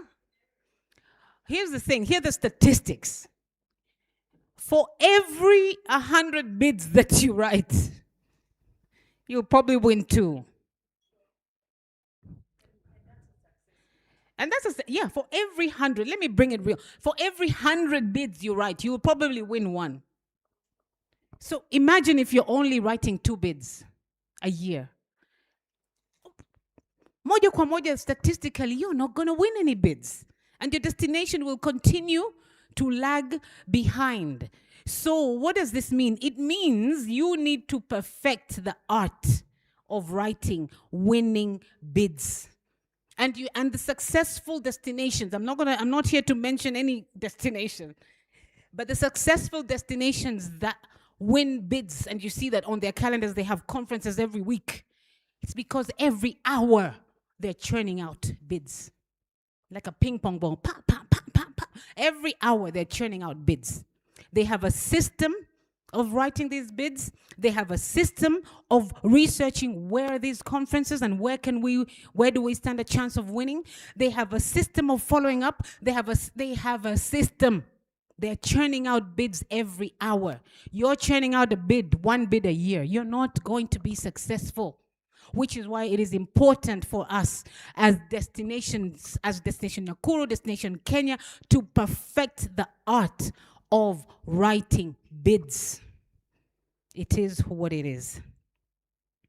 So, we've talked about winning, being an ecosystem. Okay, don't know what happened there. Is that me? We've talked about winning being requiring an ecosystem, and I've briefly mentioned ICA. Our role is to help destinations become more competitive in winning these bids. We do this by connecting destinations to a global network of association professionals, providing market intelligence, building professional capability, and sharing international best practice. Across Africa, our ambition is simple: to help more African destinations compete successfully for international meetings, and that includes Nakuru. Okay, this isn't mine. Okay, sorry. So, when Africa wins, economies grow. Our professionals gain access to knowledge, our universities build stronger international partnerships, and our young people see new opportunities. Our destinations become part of global conversations that shape the future. So one of the ways that ICA is supporting this journey is through the ICA Advantage Bid Smart program. Are we winning with the presentation? Okay. There's something that Kezi and her team have partnered with ICA to bring to us, and it's called the ICA Advantage Bid Smart program. All right, it was on my presentation, but okay. Aha, thank you.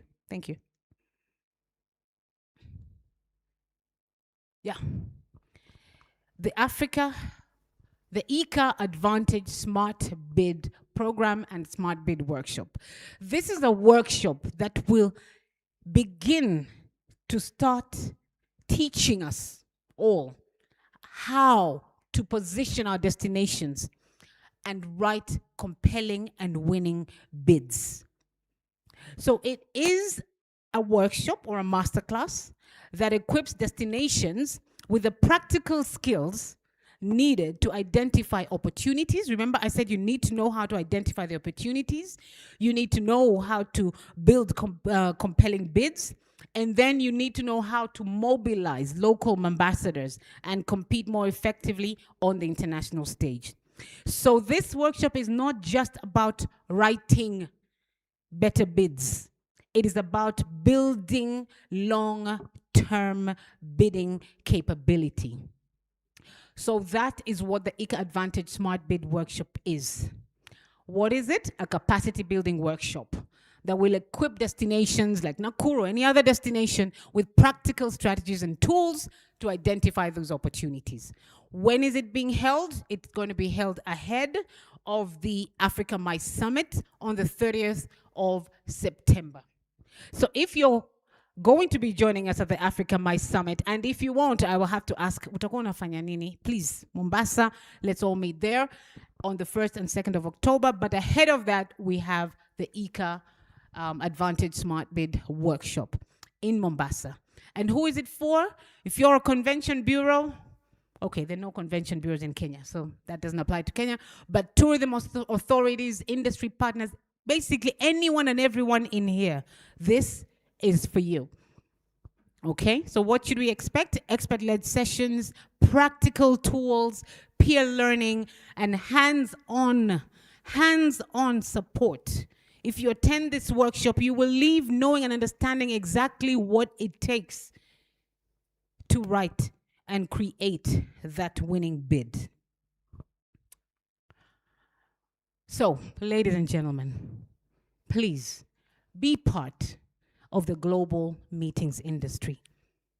Don't leave here with all this information that we're giving to you and be the same way as you were when you walked in. Africa doesn't lack remarkable destinations. We've got them, beautiful. We do not lack expertise. We've got that as well. We don't lack stories because all the African destinations have outstanding and compelling stories.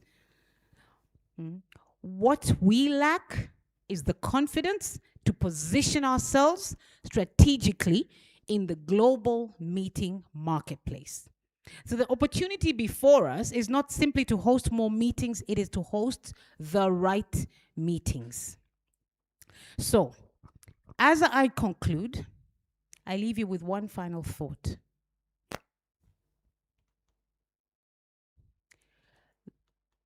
The meetings that we win today will shape the future that we leave behind. Okay, I've already spoken about ICA, which is why I'm jumping these cues. The meetings that we win today will shape the future that we're going to leave behind.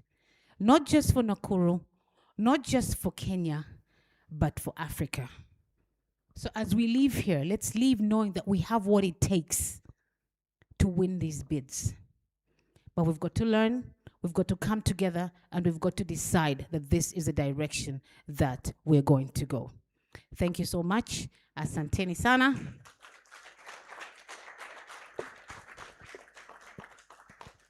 Okay. If you're considering joining ICA, feel free to talk to me at some point, and I will be happy to tell you how that we can be of help in your journey. Asanteni sana. Thank you. Thank you so much, Doris. Let's appreciate her one more time. Asante Sana for that session. Now, allow me to just say this. We started a bit off time.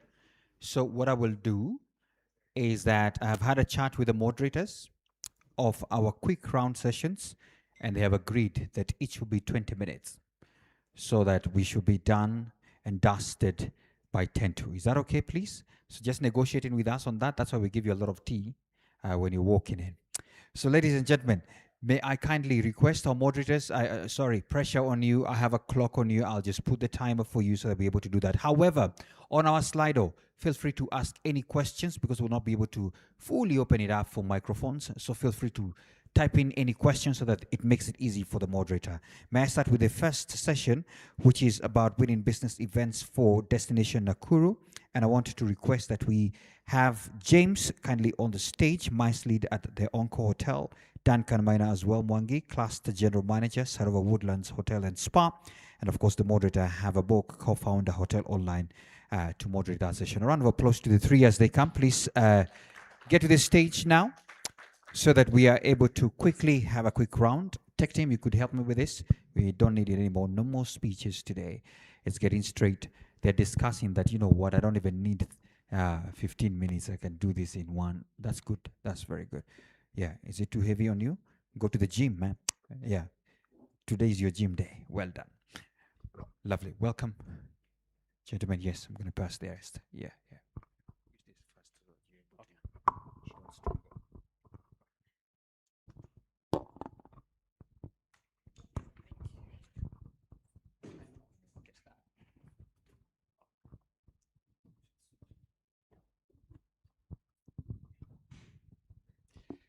Yes, hello everybody. So, welcome to this panel with the topic of winning business events for Destination Nakuru. Now, because of time, this will be a little bit shorter than scheduled, so this will be a very focused panel and with some quick and to the point questions, but we will get the most important questions and the most important topics out for sure. So, welcome James, welcome Duncan, very happy to have you on this panel. So, Nakuru is rising fast, or is a riser as a MICE destination. Naivasha has held a position in MICE for a while. Nakuru is more of a newcomer, but Nakuru has some excellent destinations. Sarova has been there for a while, and well, we are right here at this amazing venue, the Encore, which I think all of us are quite impressed by what we have seen.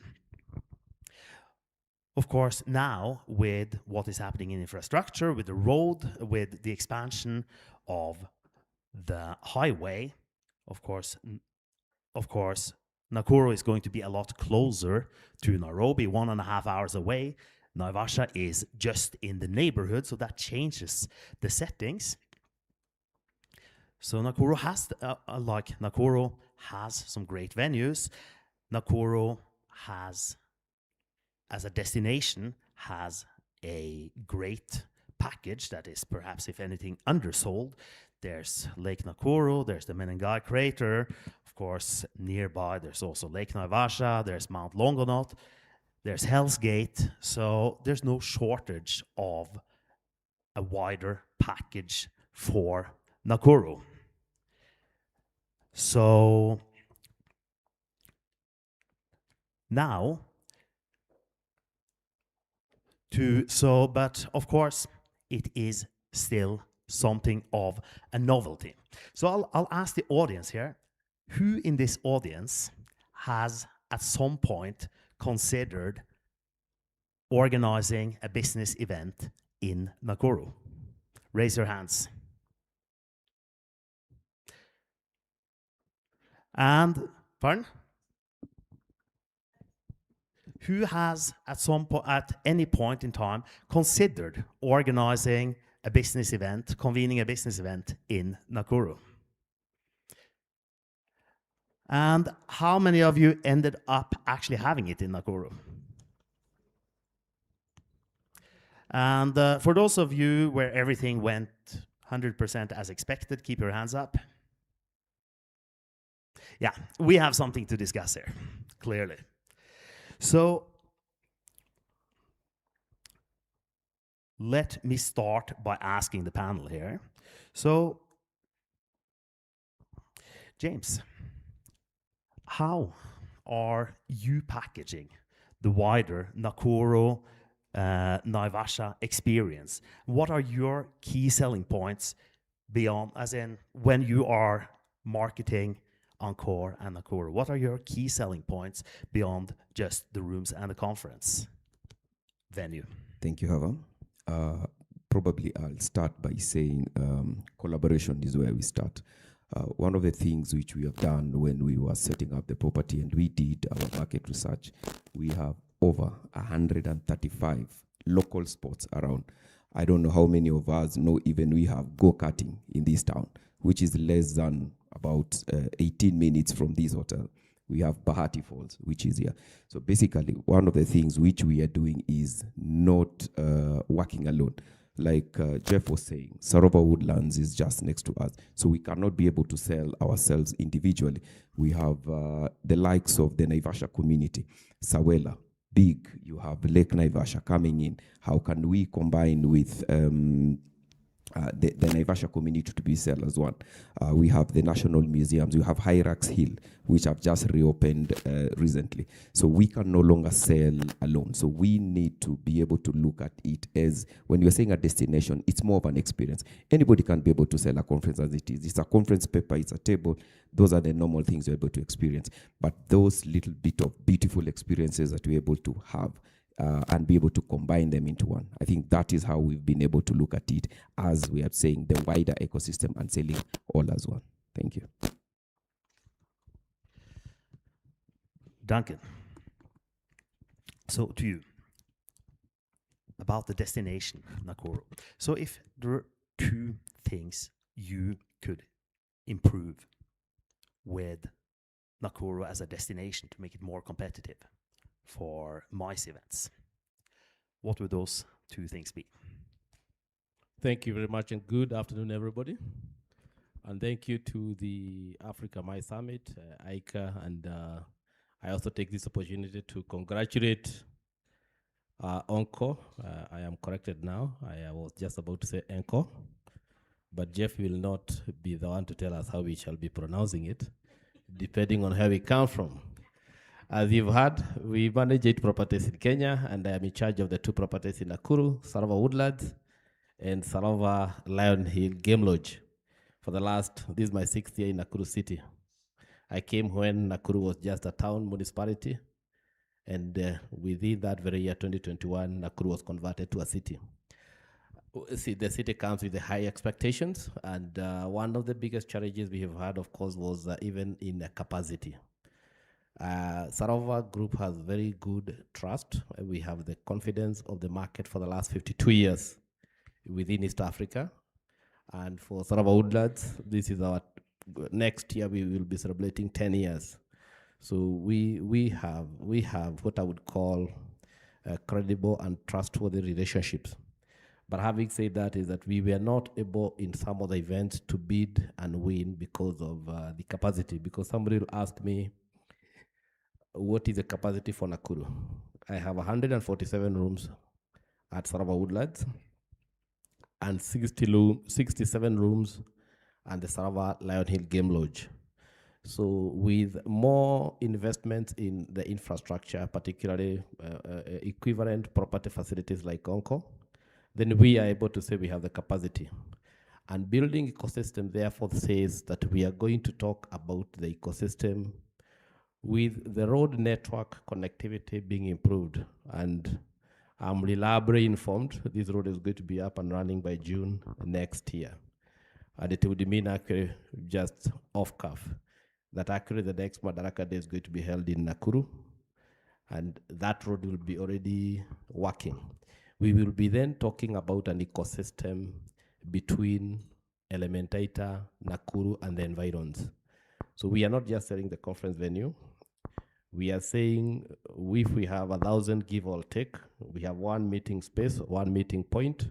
It could be at Sarava Woodlands, could be at Anchor, it could be even an outdoor a venue. But then we are able to sell the experiences and also fill up the accommodation for other facilities. So there is great news in the infrastructure, the connectivity. There is, which is something that is coming up very well. I trust the Lanet International Airport will be a big thing because Nakuru is big in manufacturing, it is big in agriculture, it is big in tourism, it is becoming big in education, and I think its proximity within the whole country of Kenya and East Africa gives it a huge opportunity in terms of places for people to visit. This is going to be one of the fastest growing cities in Africa. I can confidently say so, not from hearsay, but I say that with confidence of the numbers I have been managing. The first 3 years between 2021 and 2023, I was just the GM. Then I graduated to becoming the cluster general manager to take care of the city property and the lodge. And what we also do is that we don't sell our two properties. We sell the destination. And I concur with everyone here that the era where we used to sell rooms, sell a conference, is no longer there. People need to know what to do. Are we going to have coffee tasting in one of the coffee farms? Are we going to go to the game drive and see what is unique in Lake Nakuru National Park? Are we going to do a sundowner by the Menengai crater? Are you going to take a road trip to the tea plantations in Kericho? Are we going to go and do some hiking in either Thompson Falls Lodge, which is not very far, in Nyahururu, or the Dodori Forest, any agri-tourism activities? We can go on and on, but Well said. So, and Duncan, you mentioned the infrastructure, which of course is it's the elephant in the room when it comes to Nakuru's future as a MICE destination. Very quickly to both of you, and I mean very quickly because we have 9 minutes left of the panel and we have more questions to go through to you and to the audience. So the new road, the expanded road, what are going to be the main impacts for Nakuru as a main destination of the new road? James? Thanks again. One, I would say infrastructure is key, and I think over the years we've seen the impact nationally at level or even at a local level. One of the interesting facts you'll come to realize, we have 47 countries in this country, and when you look at the power of interconnectivity, within 1 hour from where you're seated here, you are able to get to 8 counties. Within an hour and a half, you're able to get to 13 counties. Within 2 hours, you're able to get to 17 counties. So at the unique location where you're able to go to Masai Mara, that's a different destination. Bogoria is just an hour and a half away. You have Nyeri, like Duncan is saying, Thompson's Falls. Yeah, how the interconnectivity of the road is able to expand. The time we used to take, which is average about 3 hours from Nairobi, is going to be cut by an hour and a half. So I think that's a new thing. We're able to move to places faster, move goods, move tourists, and move other parts of the ecosystem which are required. And I think that's one of the biggest benefits we're going to get. We're going to save on time, and time is a big saver. Yeah, that's all. Thanks. Duncan? very good question. Nakuru is never far from Nairobi. It is at Nakuru as the next most promising upcoming destination. That will increase the desire and definitely the demand for rooms, the demand for micro retreats, and even the mega conferences for various events. And having said that, we have had most of the itineraries for the tour operators landing in Jomo Kenyatta, doing a night in Nairobi. The following day, they will come to Nakuru. I am now foreseeing a scenario where you can land in JKIA, come direct to Nakuru for lunch. After lunch, you are going to do the experience in the park. We'll do for you a sundowner. We'll do for you some exciting dinner. And then the following day, after some sumptuous breakfast, you'll be able to head to Masai Mara. So even the international tour operators' itineraries are going to change significantly. And people can actually also operate from Nakuru. Nairobi, by far and large, for us, I am a Nairobi boy, but my rural home is somewhere which people nowadays know, a place called Olkarau.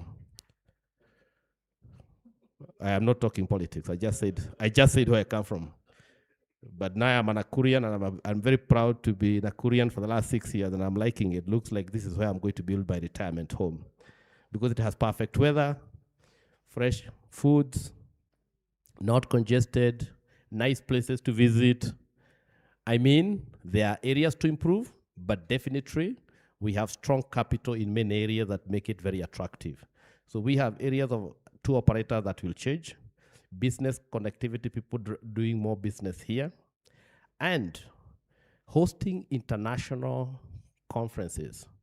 If we are able now to say we are selling an ecosystem of Nakuru City and the environs, just like the way Nairobi for the last 15 years has been skyrocketing from Kitengela to Roiro to Keserian to Thika, making a bigger cosmopolitan.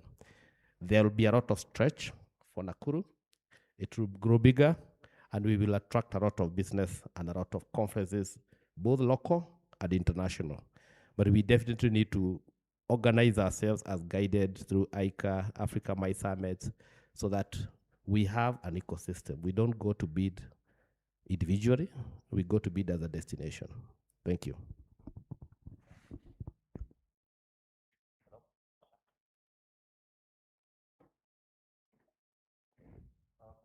I don't think this microphone is working, so I'll just use my voice. No voice.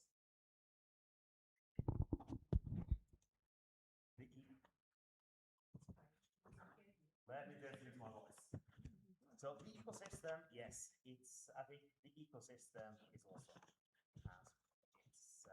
it's mice is about much more than venues. It is about ecosystem. It's about the accessibility. It's about the wider experience. But I want to remain I want to start engaging the audience here also, because we have the excellent panelists here, but we have the core on the Mars ecosystem in Kenya. I want to throw a few questions to the audience. So I want to just remain at one point on the infrastructure. What are the next additions that Nakuru to a stronger and even stronger, more competitive Mars destination in terms of infrastructure? And I want to throw that question to Jeff.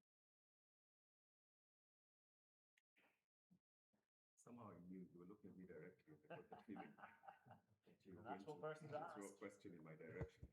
But just very quickly, like I mentioned during my opening remarks, we had conversations with Safari Link.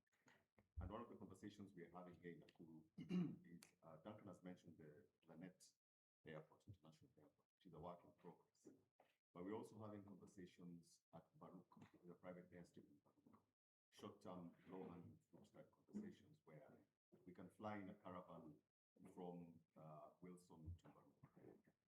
Many people do not know this, and maybe I shouldn't mention too much of it. That there are plans to build an international airport at Joro Golf Club.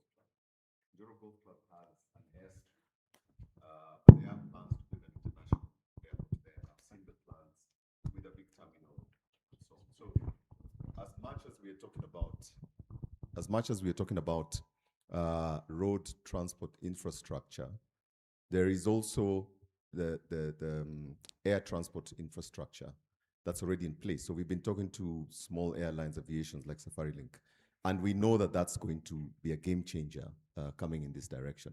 And I think Duncan has put it very well. Imagine rather than spending a night in Nairobi and then leaving to come here the next day, you land at JKIA and come directly here, 1 hour, 1.5 hours. Even 2 hours is not too bad. If you've landed in JKIA and within 2 hours you're sitting in your hotel room in Nakuru. So definitely we need to take the conversation further than the road is coming, what's next? And we've already started that conversation with a few airlines here and there. So yes, exactly.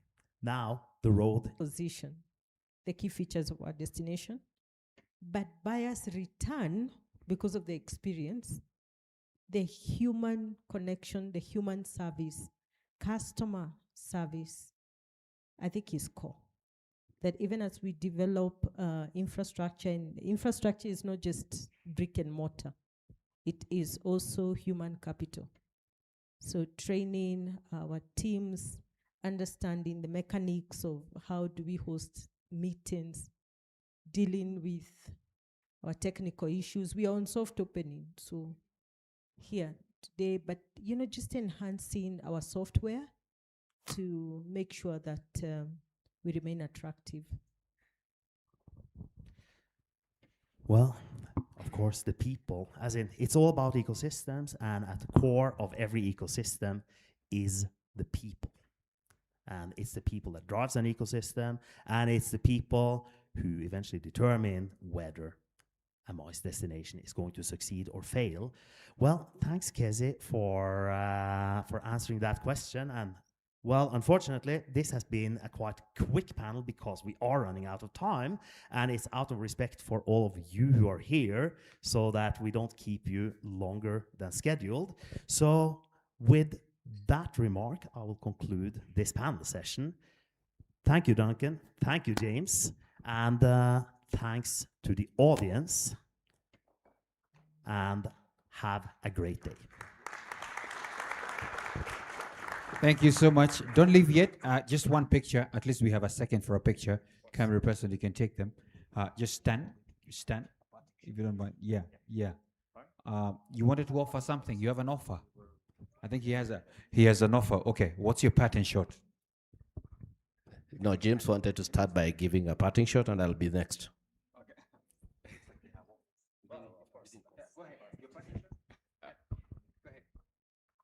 I always sing for the past 10 years. I've been around this destination. There's one song I sing every day, #Destination Nakuru. We can make it work. Let's build the name. Thank you. So I should have started by welcoming you all to Nakuru City, because you may have heard that I also sit at the board of the Nakuru Tourism Board. So welcome to Nakuru City as a destination, not now part of Sarova, and as we are looking forward to developing a strategic plan for Destination Nakuru. And we see a lot of partners who will be of great assistance to us. So we will be calling. We just got inaugurated the other day, and I thought that would be important to mention. But on the other front, when you're in Mombasa, definitely for the next Africa MICE Summit, which we shall meet there. I know you also know that we have our flagship property there, Sarava Hoitsat. So we are represented in all the 4 major cities, Sarava Shaba, Sarava Mara, and of course 2 properties in Nakuru, and Nairobi 2 properties. And we also manage 2 institutions, the CBK in Nairobi, and we also manage the KCB Leadership Center. So in the footprint, we have all the 4 major cities and all the game parks, and of course the 2 institutions. Welcome to Nakuru once again, and have a good afternoon. All right, thank you so much. Let's take the picture now. Everybody must mark it as their part in short. It's okay. That's why we're here. So let's look at the camera persons. Now, who's the main one? Okay, let's start with this guy because he's a Gen Z. Anything can happen. 3, 2, go. You good? Then look at him. We can be more patient.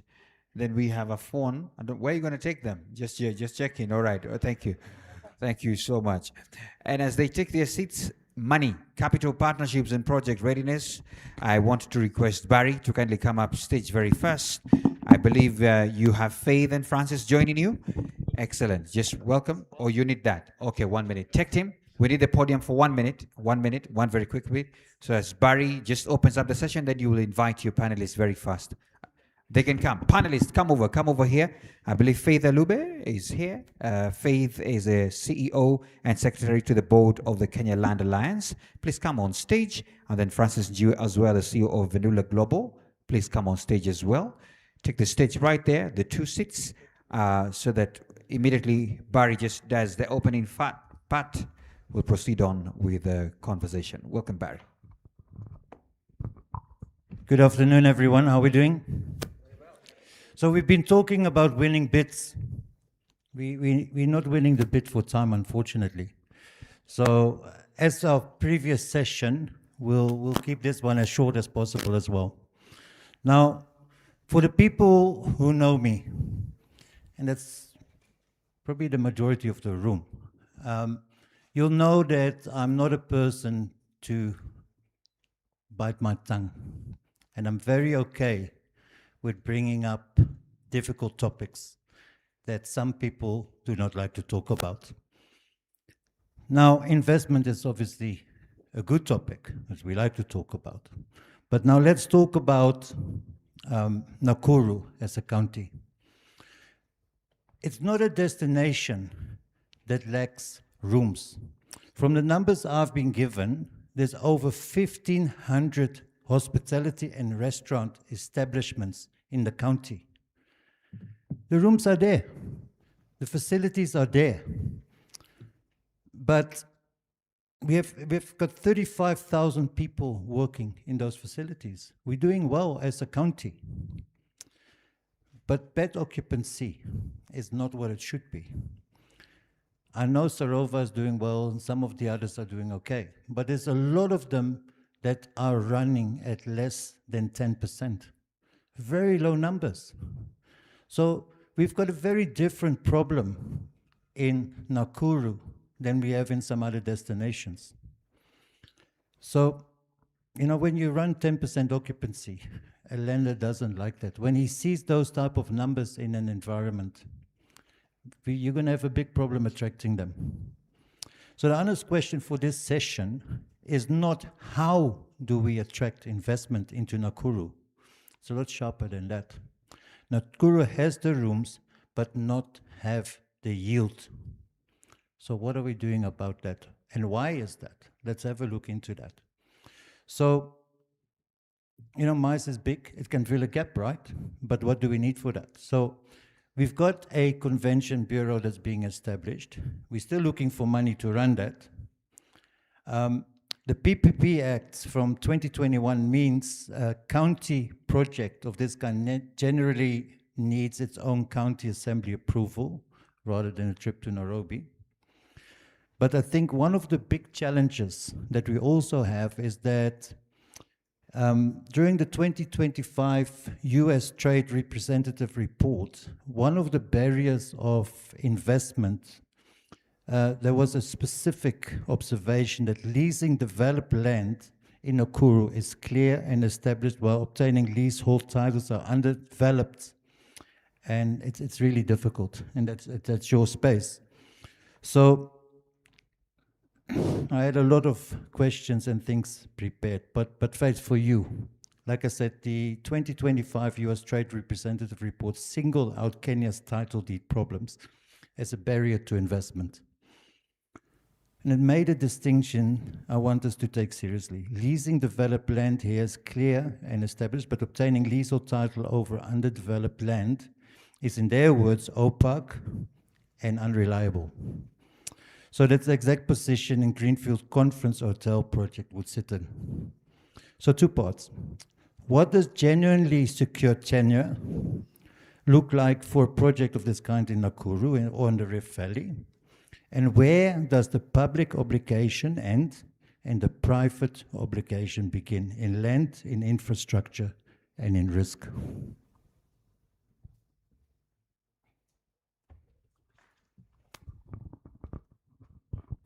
Thank you very much. It's a pleasure to be in this space. I've learned so much because I'm from a different sector in spite of the intersectionalities of our work.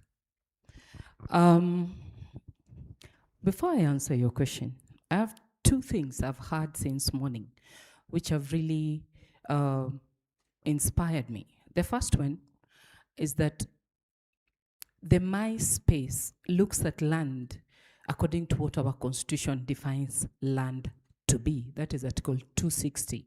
What is beneath the surface, the subsurface, and what is in the air. That's what I've noticed because we have been talking about, I've seen presentations with infrastructure, I've seen mining, I've seen agriculture, I've seen the hotel business, most of us work in that, but I've also seen the service industry. I think we also need to bring on board the renewables because that is a reality for us. And then the second thing that I've seen and I've appreciated is the fact that we are looking at land like a non-pecuniary aspect of our lives. We are always looking at land, we commercialize it, it appreciates, it's a value. We always put the value, the pecuniary value, and forget that, you know, we have sceneries, I've heard we have a sense of belonging, I've heard that Nakuru is beautiful, and I was so encouraged when I heard that in this conversation because it means then when we are valuing our land, we are not only valuing the surface we are working on, because there is a loss. Now, what are some of the challenges that face investors when they want to put their money on land in regards to tenure? Number one, I'd say, you mentioned tenure security. In Kenya, we have three types of land. We have the private, the community, and the government land or public. The private is also a bit straightforward because I have a title and it's easy to trade. It was easy to trade. According to the Supreme Court precedent last month, a title is not absolute. So if you have a title, make sure your title is absolute now. A title does not ensure, or a title does not make you the owner. You might have a burden of proof in some areas. So when we talk about leasehold, a leasehold can be under a private land or under community land. Community land forms a big chunk of our lands as Kenya. It forms like between 60 and 67% of our lands. We have a law that was passed in 2016, the Community Land Act 2016, and out of the 47 counties that we have in Kenya, 24 have community lands. Out of the 412 communities in these 24 counties, only 60 have registered. And when we relate all this information to MICE, it means that there is some land that you might deal with that is unregistered. If it is not registered, then it comes under the Community Land Act, or it comes under public land that needs to be converted to some form of other tenure for the investor to enjoy. So we need to understand that leaseholds have two problems. When a leasehold is a colonial legacy and it has not been resolved, then it's an historical land injustice issue, which really occurs especially along the Naivasha Nakuru, along the ranches inside Nakuru going towards Baringo, Kabarak. And when we talk about MICE, all these are services that are found in those institutions. So the first thing to do is to appreciate the land governance agenda. Land governance refers to the reducing the gap between policy and practice in terms of administration, in terms of governance, in terms of administration. How do we do that? We ensure that our tripartite relationship is tight. Our relationships have to be tripartite.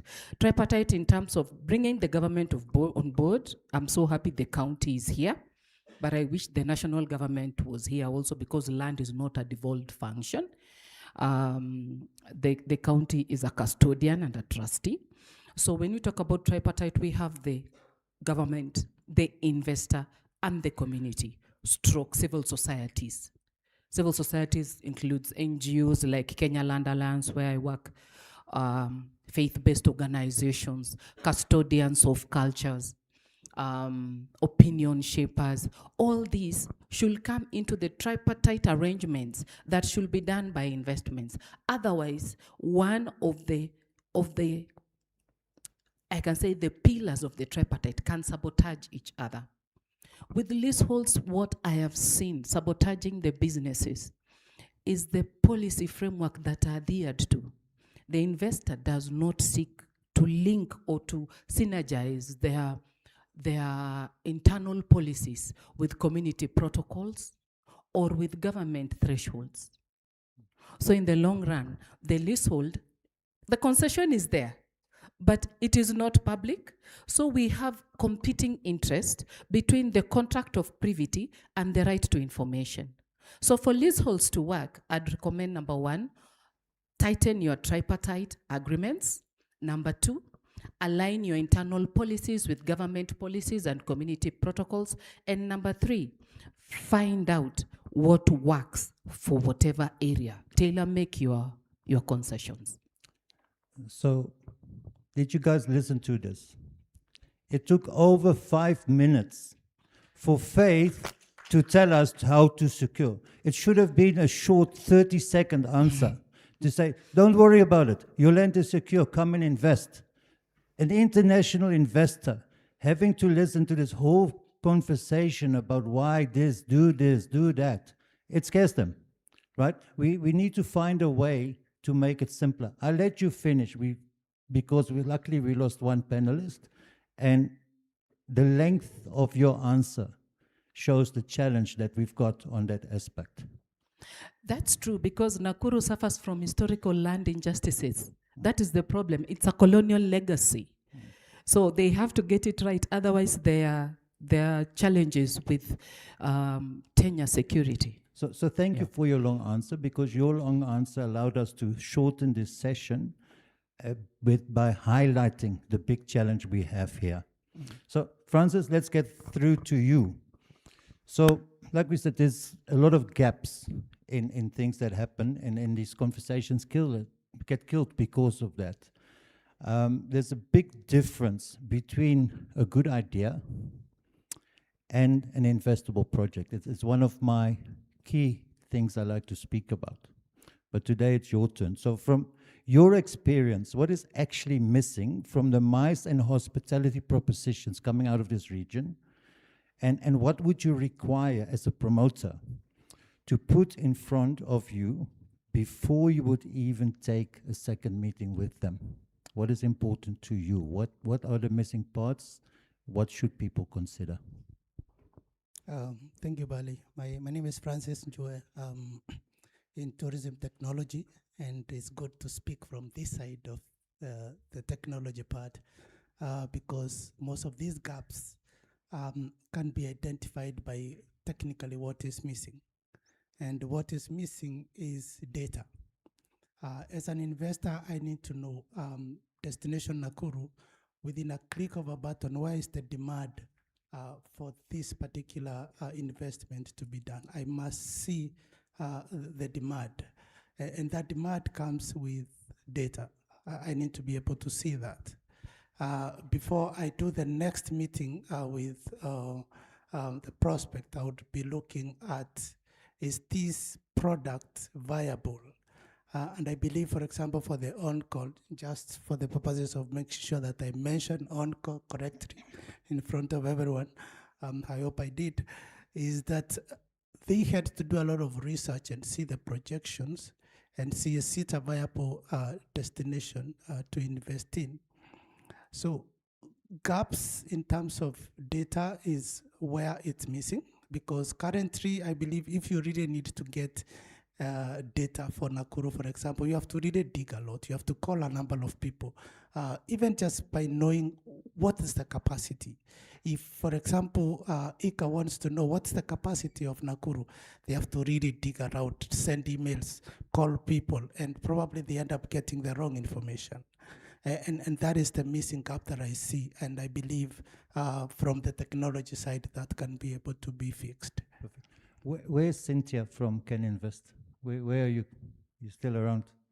This is where you guys should be playing a much bigger role to make it easier for investors to gather that data and have accurate data, because I agree with you 100%. As an investor, I need to know what's going on in the country at the micro, macro, and meso level.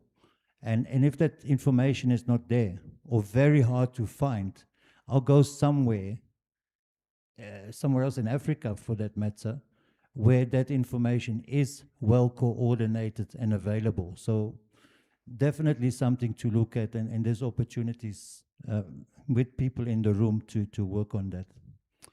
So Faith, to just put you on the spot a little bit more. No, not really. I want you to just now put yourself in the position of an investor. So give us maybe 2 or 3 checks that they can do, or 3 quick, simple actions, which will give them some sort of security around the land ownership, making sure that they are safe to invest.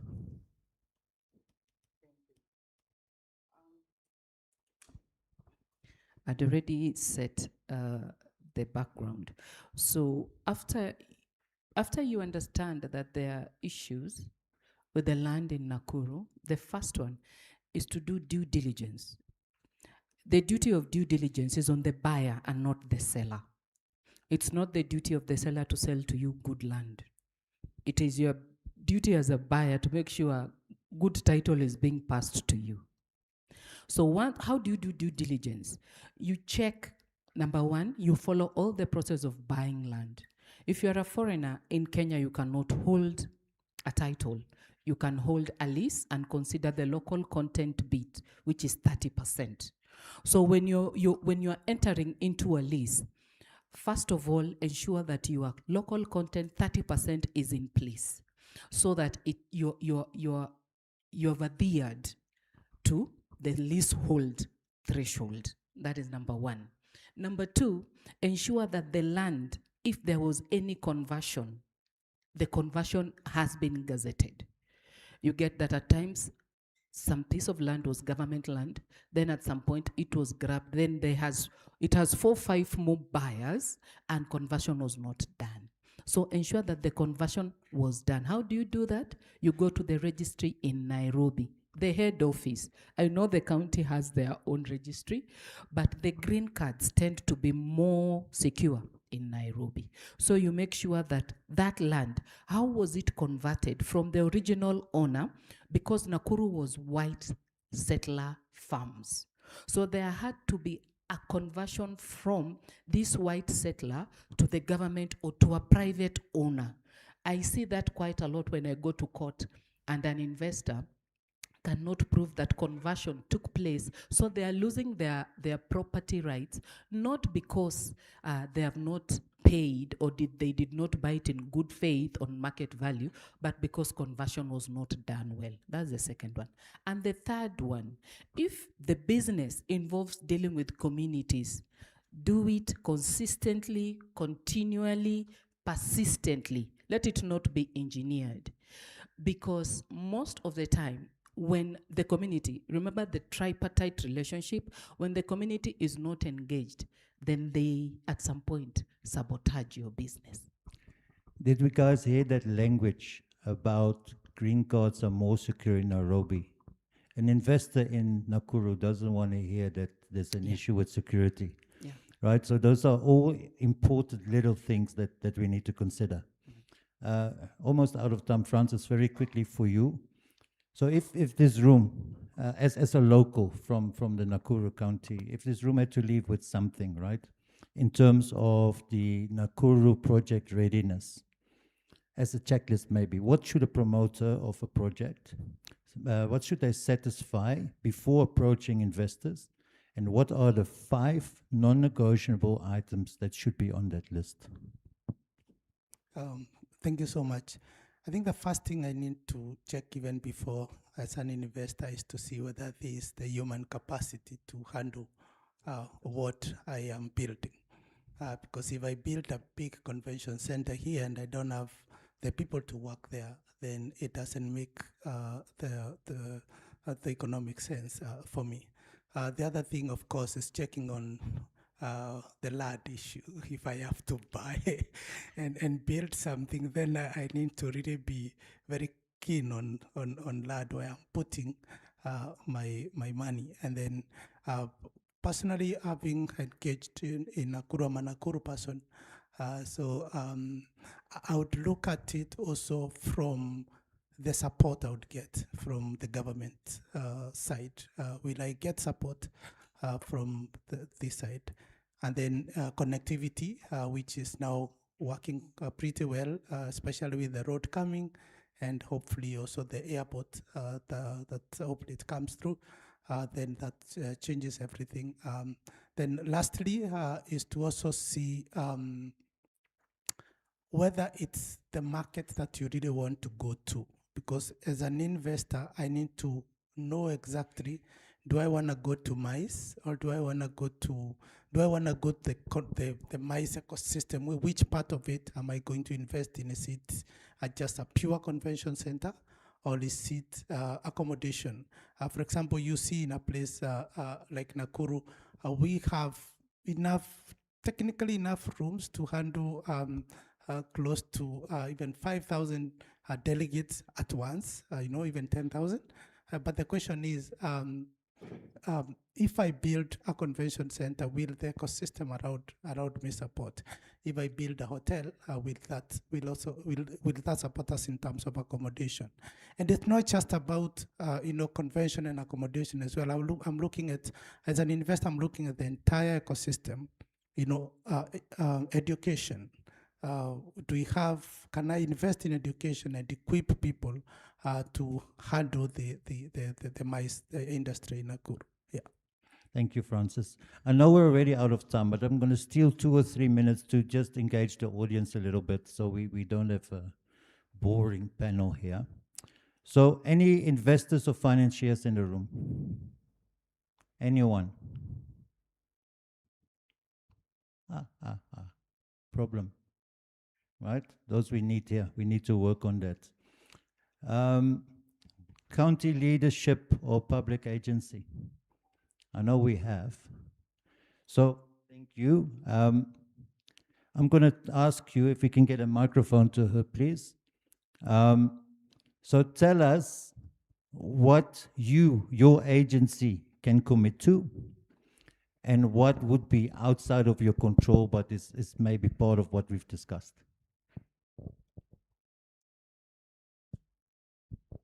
Thank you, Barry, for putting me on the spot. You're most welcome. My name is Cynthia. I work for Kenya Investment Authority. This is a government agency that has the mandate to promote and facilitate investors in the country. What I do at Ken Invest, I used to be in the Mombasa regional office, but currently I'm in Nairobi as the sector lead for tourism and the hospitality industry. Back to your question, Barry, is what can Invest, or sorry, nowadays we are called Invest Kenya.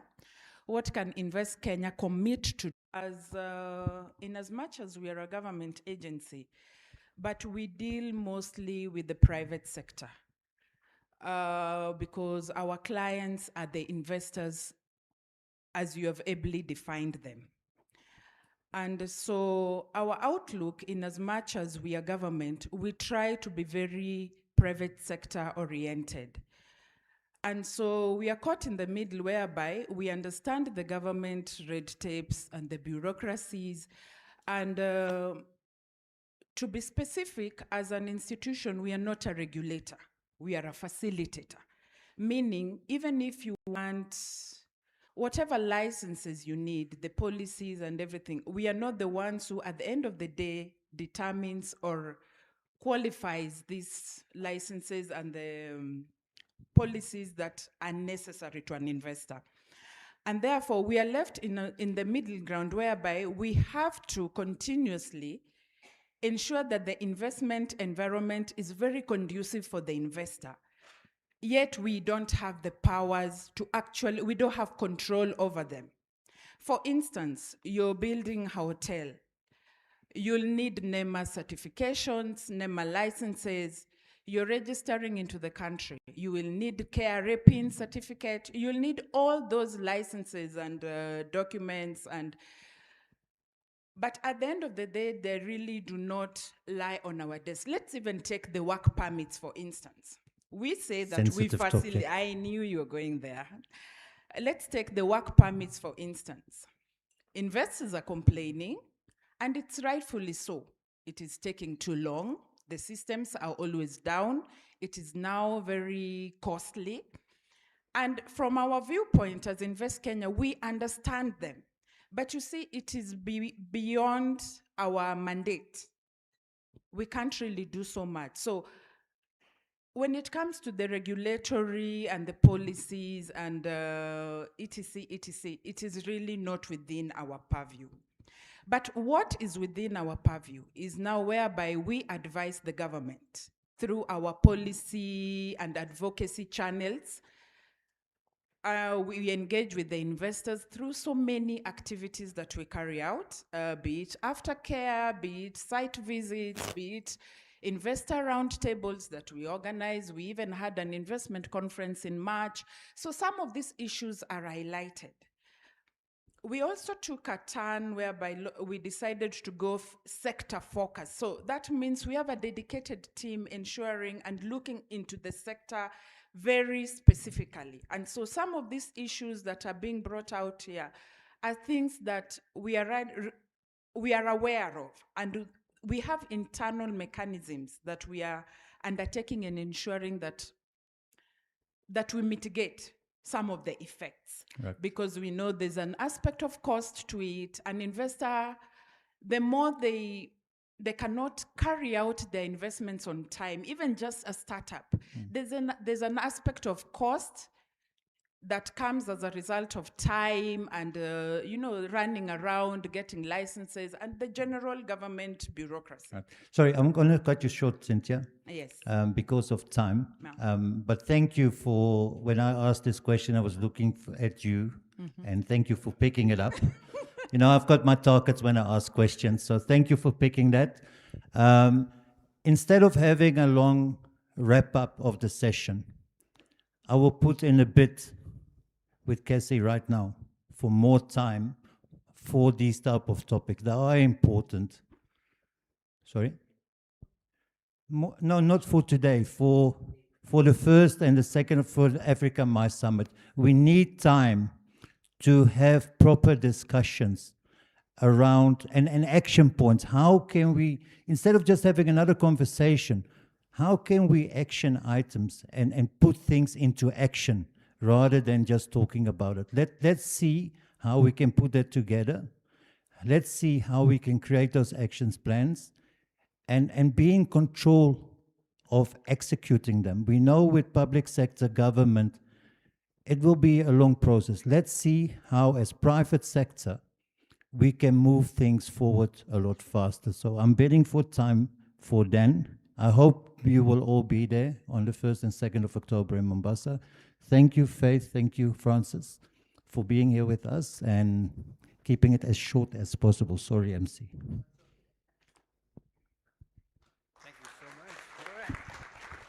Thank you so much. Shall we take a quick photo, please? That'd be very good. But in the meantime, even as the photo is being taken, I don't want to close these sessions because we're about to enjoy some very good tour of the facility and the likes, but I can see some hands here, so feel free to ask.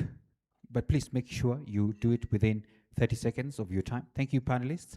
You may, I don't know whether you did you have a question to any, or it's your own comments? Go ahead, yes. Introduce yourself and tell us who you are, and then 30 seconds. Go ahead. Good afternoon. Afternoon. My name is Dr. Kezia Njuguna. I'm a real estater, and our company is called Cation Investment Company Limited. I would like to add a point about zoning. Very few of us knows about the zoning of land. For instance, I have a case in Naivasha where I had a client who bought land and wanted to establish villas and the hotel. And he had a timeline of 2 years. Then the other client came and bought the land because it had some hills and nice views of the Lake Naivasha. The client went and changed the zoning from the change of user from the agricultural to mining. Now currently they are in courts, battling each other. I think before you also buy land, also get to know something about zoning. It's something about, it's millions involved, and something small can cost you. Wow. Thank you. My name is Dr. Kizia Njuguna from Keshin Investment Company Limited. Thank you. Wow. Thank you so much. Are you a zona? That's a joke, but if you have any questions, ask it, right? All right, but you have a quick rebuttal there, or a reply, go ahead. Kezia, I agree with you.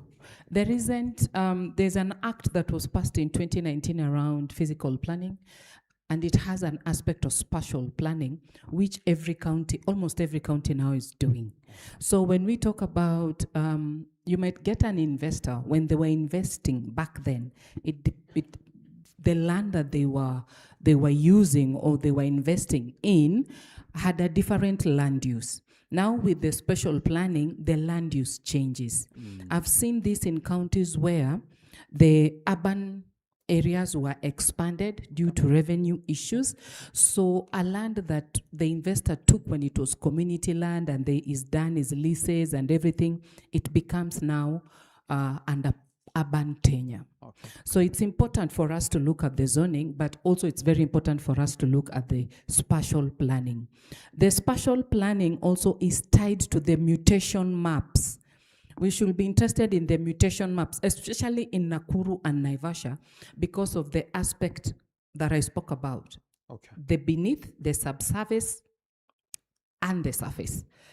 All those laws now, they've been streamlined. So when you're talking zoning, also look at what the government is planning to do in their mutation maps.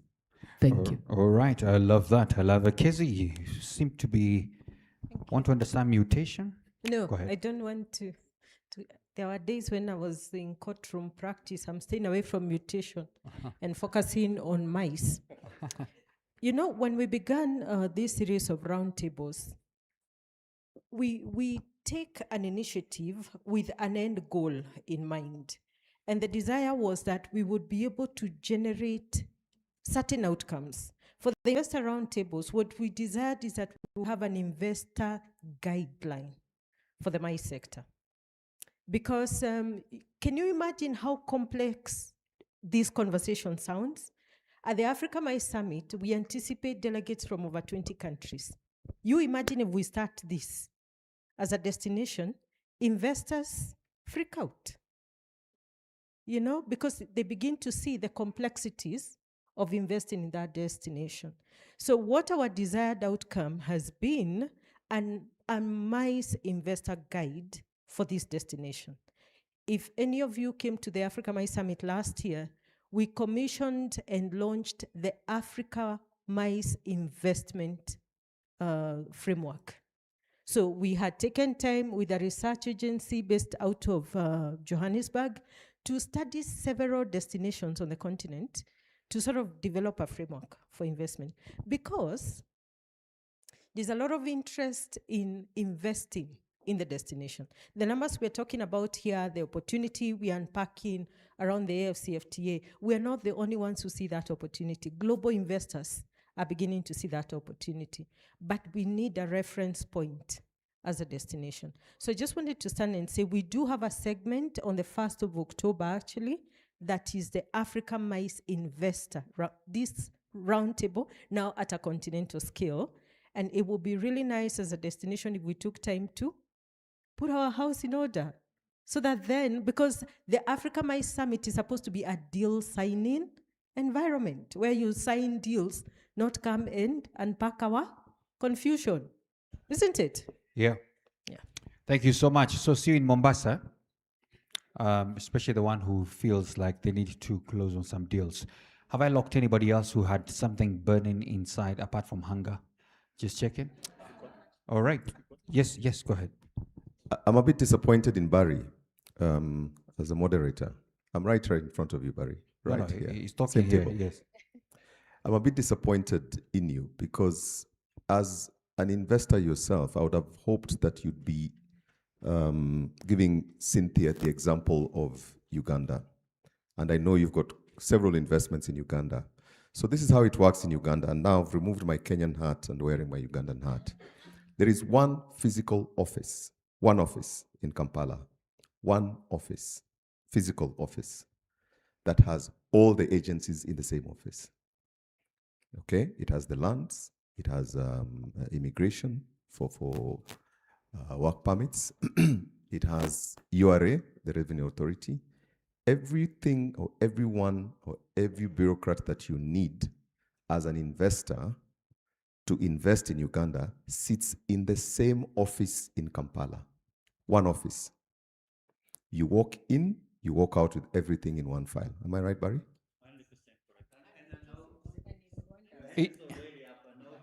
Invest Kenya is already, they're about to shoot you. She just Cynthia, sorry, it's not on you. It's not on you. It's the Uganda in me was burning. But it's a question of, if you have it, why isn't it working? Because Cynthia gave us a raft of challenges that they are having, all right? And in a tiny country like Uganda, which is probably the size of Nakuru County, you walk into one office. In fact, the biggest challenge they have is that the investor who walks in generally doesn't have everything he needs. Not that the office doesn't have what the investor needs, right? So I think that is something which, for us, wearing back my Kenyan hat, for us, we need to start to push this. And I think Nakuru County had started that very well. When this was being established and when operations team came in, we found that generally we could walk into fewer offices. I've advised investors in different parts of the country, including in Uganda, that you could walk into fewer offices in County Nakuru than you would in, say, County Kwale to get investment. Okay. So I think that is the kind of conversations we should be having. But I get your point that we shouldn't air our dirty linen in public. Yeah, you're right. You're right. Yeah. Okay. Invest Kenya, are you okay? Are you okay? But I'm afraid of giving you the mic because the last time you took 6 minutes. Okay, go ahead. What are you saying? Go ahead. Thank you, Jeff. It seems you're not aware that we have a digital, we have a physical one-stop center at our offices in Nairobi. On Upper Hill, you'll find NEMA, you'll find immigration, you'll find Kenya Power, you'll find BRS, Business Registration Services, you'll find TRA. Actually, I share an office with the Tourism Regulatory Authority. So we are all, CESA is in the same building, but initially they were all in the same floor, actually. One office after the other. So one-stop shop is there. That's what you're saying. One-stop shop is there. And Lovely. on top of that, we have a digital one-stop shop The excellent on our one. website. Now, come on. So never shoot again. Yes. What is the question? My question goodness. is to Cynthia. You have the one-stop shop. How long does it take? Or With how your long? one-stop shop. Okay. How long does it take if I'm an investor or potential investor and I have all the documents, have everything? Yeah. Will it take me an hour, 2 hours? How long does it take for me to? She has the answer. Let's give her the answer. What's the answer? How long does it take? If you have all the documents, the only licenses that take long would be the NEMA ones. A day or two. Okay. Maximum 3 days. Wow. Lovely. Apart from the time you take your passport picture. So we can, yeah. And how much does it cost? Will it cost me anything? So it won't cost you anything. Okay. I mean, if it's 3 days, that's not bad. That's In good. Rwanda, it's 3 hours. 3 hours. Hey. 3 hours. Unaingia unatoka, you're done. Okay, 3 hours, huh? That's, yeah. See, Yeah. No, don't say anything now. Kezi, give me back the mic. All right. Thank you so much, ladies and gentlemen. Can I just take 30 seconds to acknowledge some of the GMs in the house? Mwangi, would you help me with this very fast? Some of your colleagues. Don't add anything else. Allow me to be selfish and start with our senior sales account manager for Salva Hotels in charge of Blazer. My goodness. Makofi tafadhali. That's all they're doing. Thank you, sir. Next. When we sell destinations, we also work very hard with Lake Bogoria Spa Resort. We have Lydia Denteo. Yeah. Lydia is the group GM for Spa Resort Bogoria. We have Spa Resort, Cabaret, and one in Kabarak. Okay. Thank you, Lydia. And I saw Anne Peggy. Nowadays she is Anne Ashira. She is the GM of the famous Enashipai Resort in Naivasha, which is also Nakuru County. Yeah. They want to have destination Naivasha Okay. and destination Nakuru, but both are destination Nakuru County. All right. And I believe I didn't leave anybody else. I think I you- saw the manager for Eagle Palace. Yeah, he just stepped out. Thank you Yes. very much. Thank you so much. And you forgot yourself because you're just behind here, but we appreciate you as well. You introduced your pastors. Thank you. You're also on the panel. Let's appreciate them for coming. Asante sana. Now, just before we head out, please note that we have a very beautifully organized tour of this entire place. I know some people are trying to take photos hiding. Now feel free, it will be open completely. But allow me to just say these two things. One, the closing reflections. Susan Agoy has only about 1 or 2 minutes. Then we close on that, and then we will head out. And then after that, have lunch. Is that okay? Excellent. Susan, are you set? Come over here. And please note, when you're the person sitting next between people and lunch, they don't like you much if you go ahead on just come over. No pressure.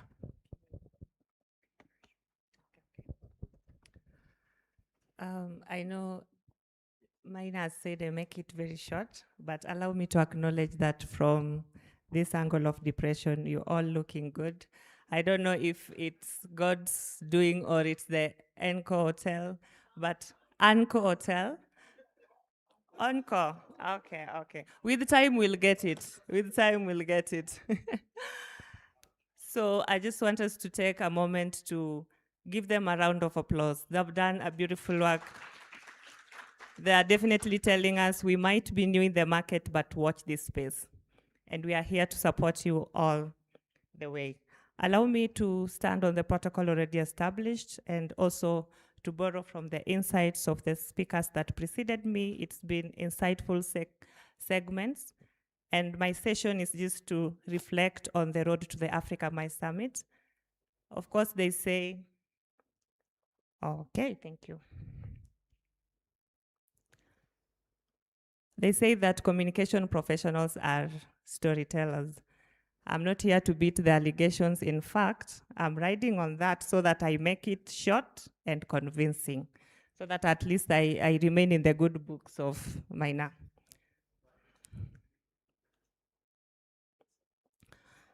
So I want to tell you a short story of the Africa Mice Summit. I'm taking you back to the year 2018. And when we look at the mice sector in 2018, it's rich in potential, but the execution was very fragmented. Of course, from that point, you can see a gap already exists. And that's where the Africa Mice Summit and Awards came in place. And it had a vision to create a continental platform where people can convene as we are here to just get insights on how we can advance the mice industry. Now, in this story that I want to tell you, there are only 2 key takeaways. In fact, if there's anything you'll remember from this is, number 1, we have an 8-year-old called the Africa Mice Summit. And number 2, this 8-year-old has a vision to transform the mice industry and is banking on all of us in this room to make that vision come true. Those are the only 2 takeaways I want everyone in this room to leave with from this segment. Now, it has been a long journey coming. It's been 8 years of impact, resilience, and growth in the mice industry. In 2018, when we started, we only had 150 delegates in the room. But as the sector has grown over the years, in the last summit that we convened last year, we had 800 delegates. That's the point where you clap for us because, you know, we are doing a great job. And you're clapping for us because we are proud survivors of the pandemic. When it hit, the industry was hit, but we kept convening virtually just to make sure that the conversations continue. I'd like to borrow remarks from Jeffers. Jeffers Miroka is not here. But at one point when I was doing an interview with him, he said the industry has to be reminded of the vision, lest they forget. You have to keep telling people about the vision. And even during the pandemic, if you're threatened with a pandemic, you don't stop.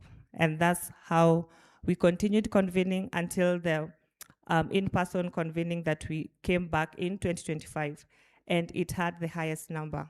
If 800 people are willing to come and convene and talk about the mice industry, over 45 speakers, 50 exhibitors from 20 different countries, numbers don't lie. They're telling a story of people who are willing to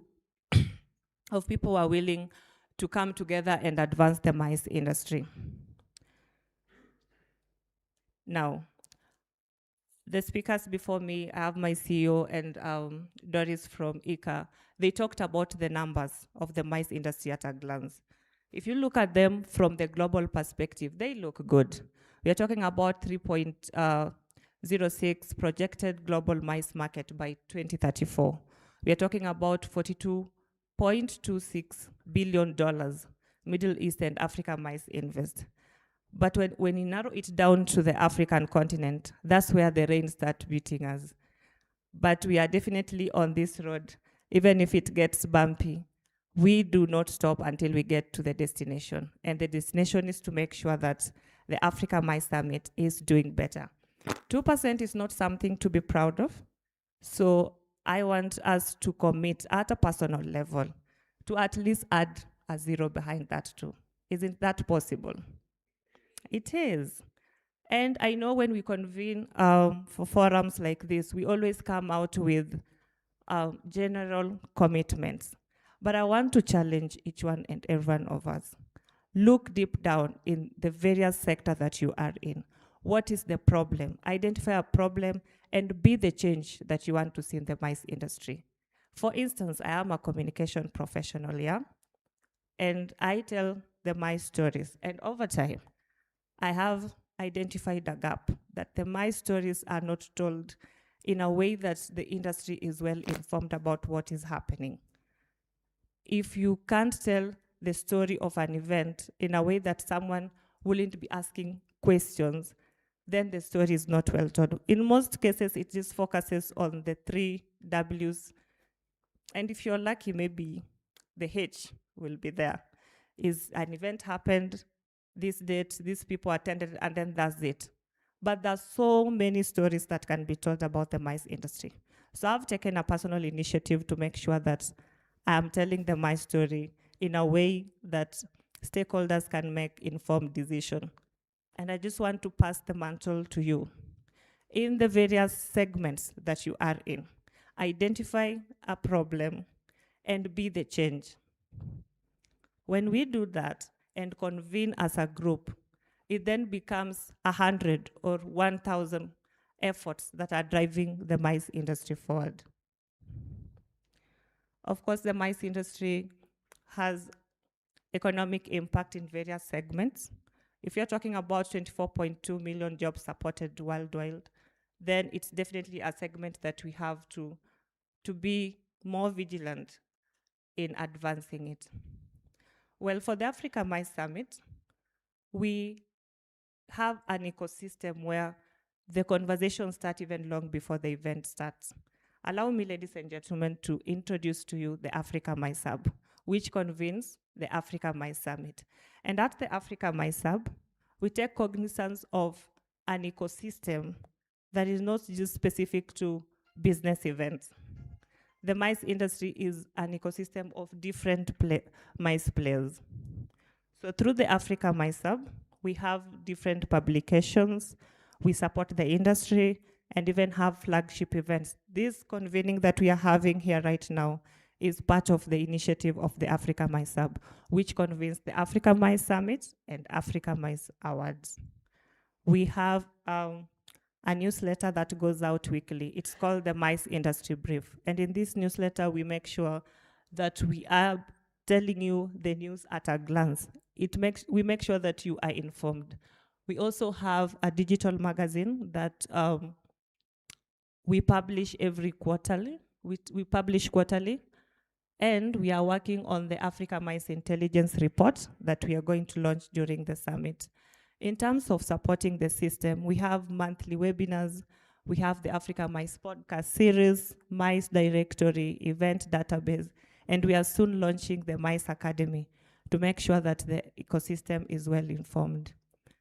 About the flagship events, of course, I'd mentioned the roundtables, the Africa Mice Summit, and awards. And when we come to the Africa Mice Summit, I think this is not working.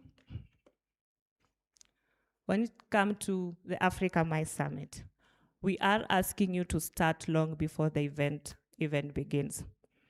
Doris articulated well the role of ICA in having these trainings to just make sure that the industry is well informed. And we have a series of pre-summit activities at the Africa Mice Summit, and one of them is the trainings. We are training people on incentive planning and bidding for events. Research actually shows that one of the fastest growing segments of the mice industry is the incentive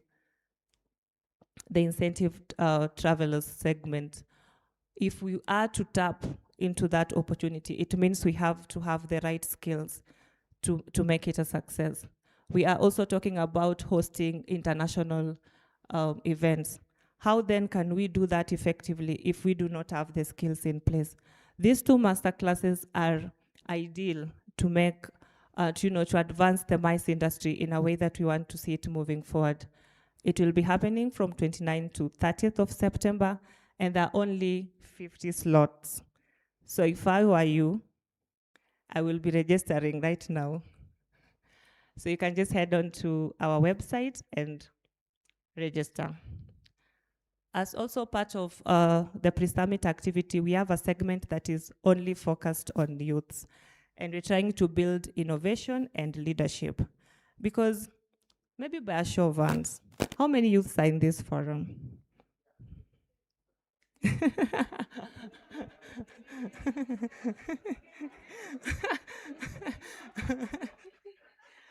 Okay, how many youths and how many people who are youths are in this forum? It's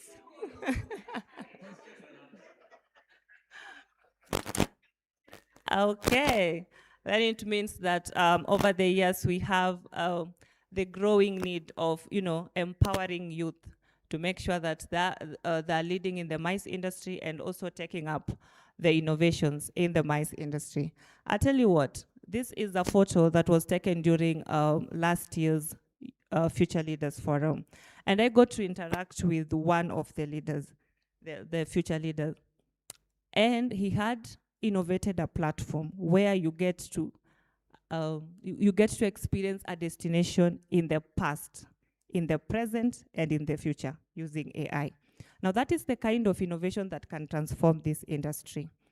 So this platform just gets to empower youths so that they are able to innovate for the industry and also build their leadership capabilities. When we come now down to the Africa Mice Summit, the very day of the event, when we are asking you to be part of this event, we are asking you to be part of something bigger, something that only an ecosystem can achieve.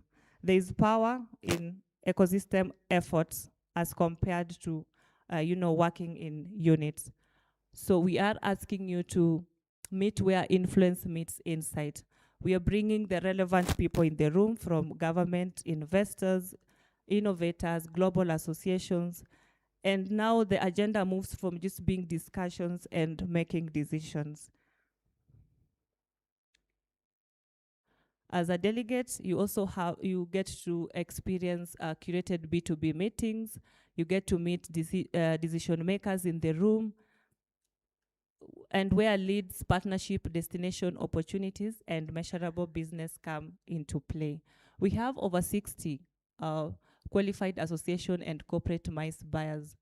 And this is where conversations actually convert. So if we are asking you to be part of this summit, it's something bigger than just a normal event that you'll get to attend and say, at the end of the day, I attended the Africa My Summit. No, you get to have something to, to report on. This is what I achieved from attending this event. Apart from that, we also have a marketplace and an exhibition. And this time around, we have taken it a notch higher to not just have, thank you. We are taking it a notch higher to not just have exhibition places, but also to have the Africa Mice Marketplace to support, the local SMEs and the community around us. Here, you're now getting to sell your goods and products to an international market. Apart from that, of course, it's the Africa Mice Summit. We always end it in style. And I think Kezi had articulated this more on the Africa Mice Awards. We get to recognize the excellence, innovation, and leadership in the mice industry. It's happening in Mombasa. So you can imagine, at the beach and everything, we are bringing in the pleasure experience. This year, we have been able to receive over 200 nominations. That is to tell you how many people are putting in the effort to just make sure the industry is growing. Over 60 award categories, 12 sections. Just head on to the website and book your spot to, experience this big event.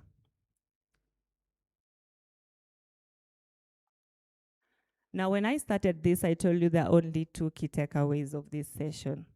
I've told you about the Africa Mice Summit. This is the place where now you get to help the 8-year-old achieve, their mission of advancing the mice industry. We are asking you to be part of a bigger conversation, the conversation that is is driving change in the Africa mice industry. And there are various participation models. Apart from participating in the pre-summit activities, you can also participate during the summit through sponsoring, exhibiting, or just attending as a delegate. We are asking you to choose your route, secure your place, and build Africa's mice future with us. If you have liked this conversation here, and even the Nakuru, the Nairobi edition that we had, now you can imagine this conversation at a continental level. It means unpacking more, opportunities, challenges, and even just unpacking the mice industry as a whole.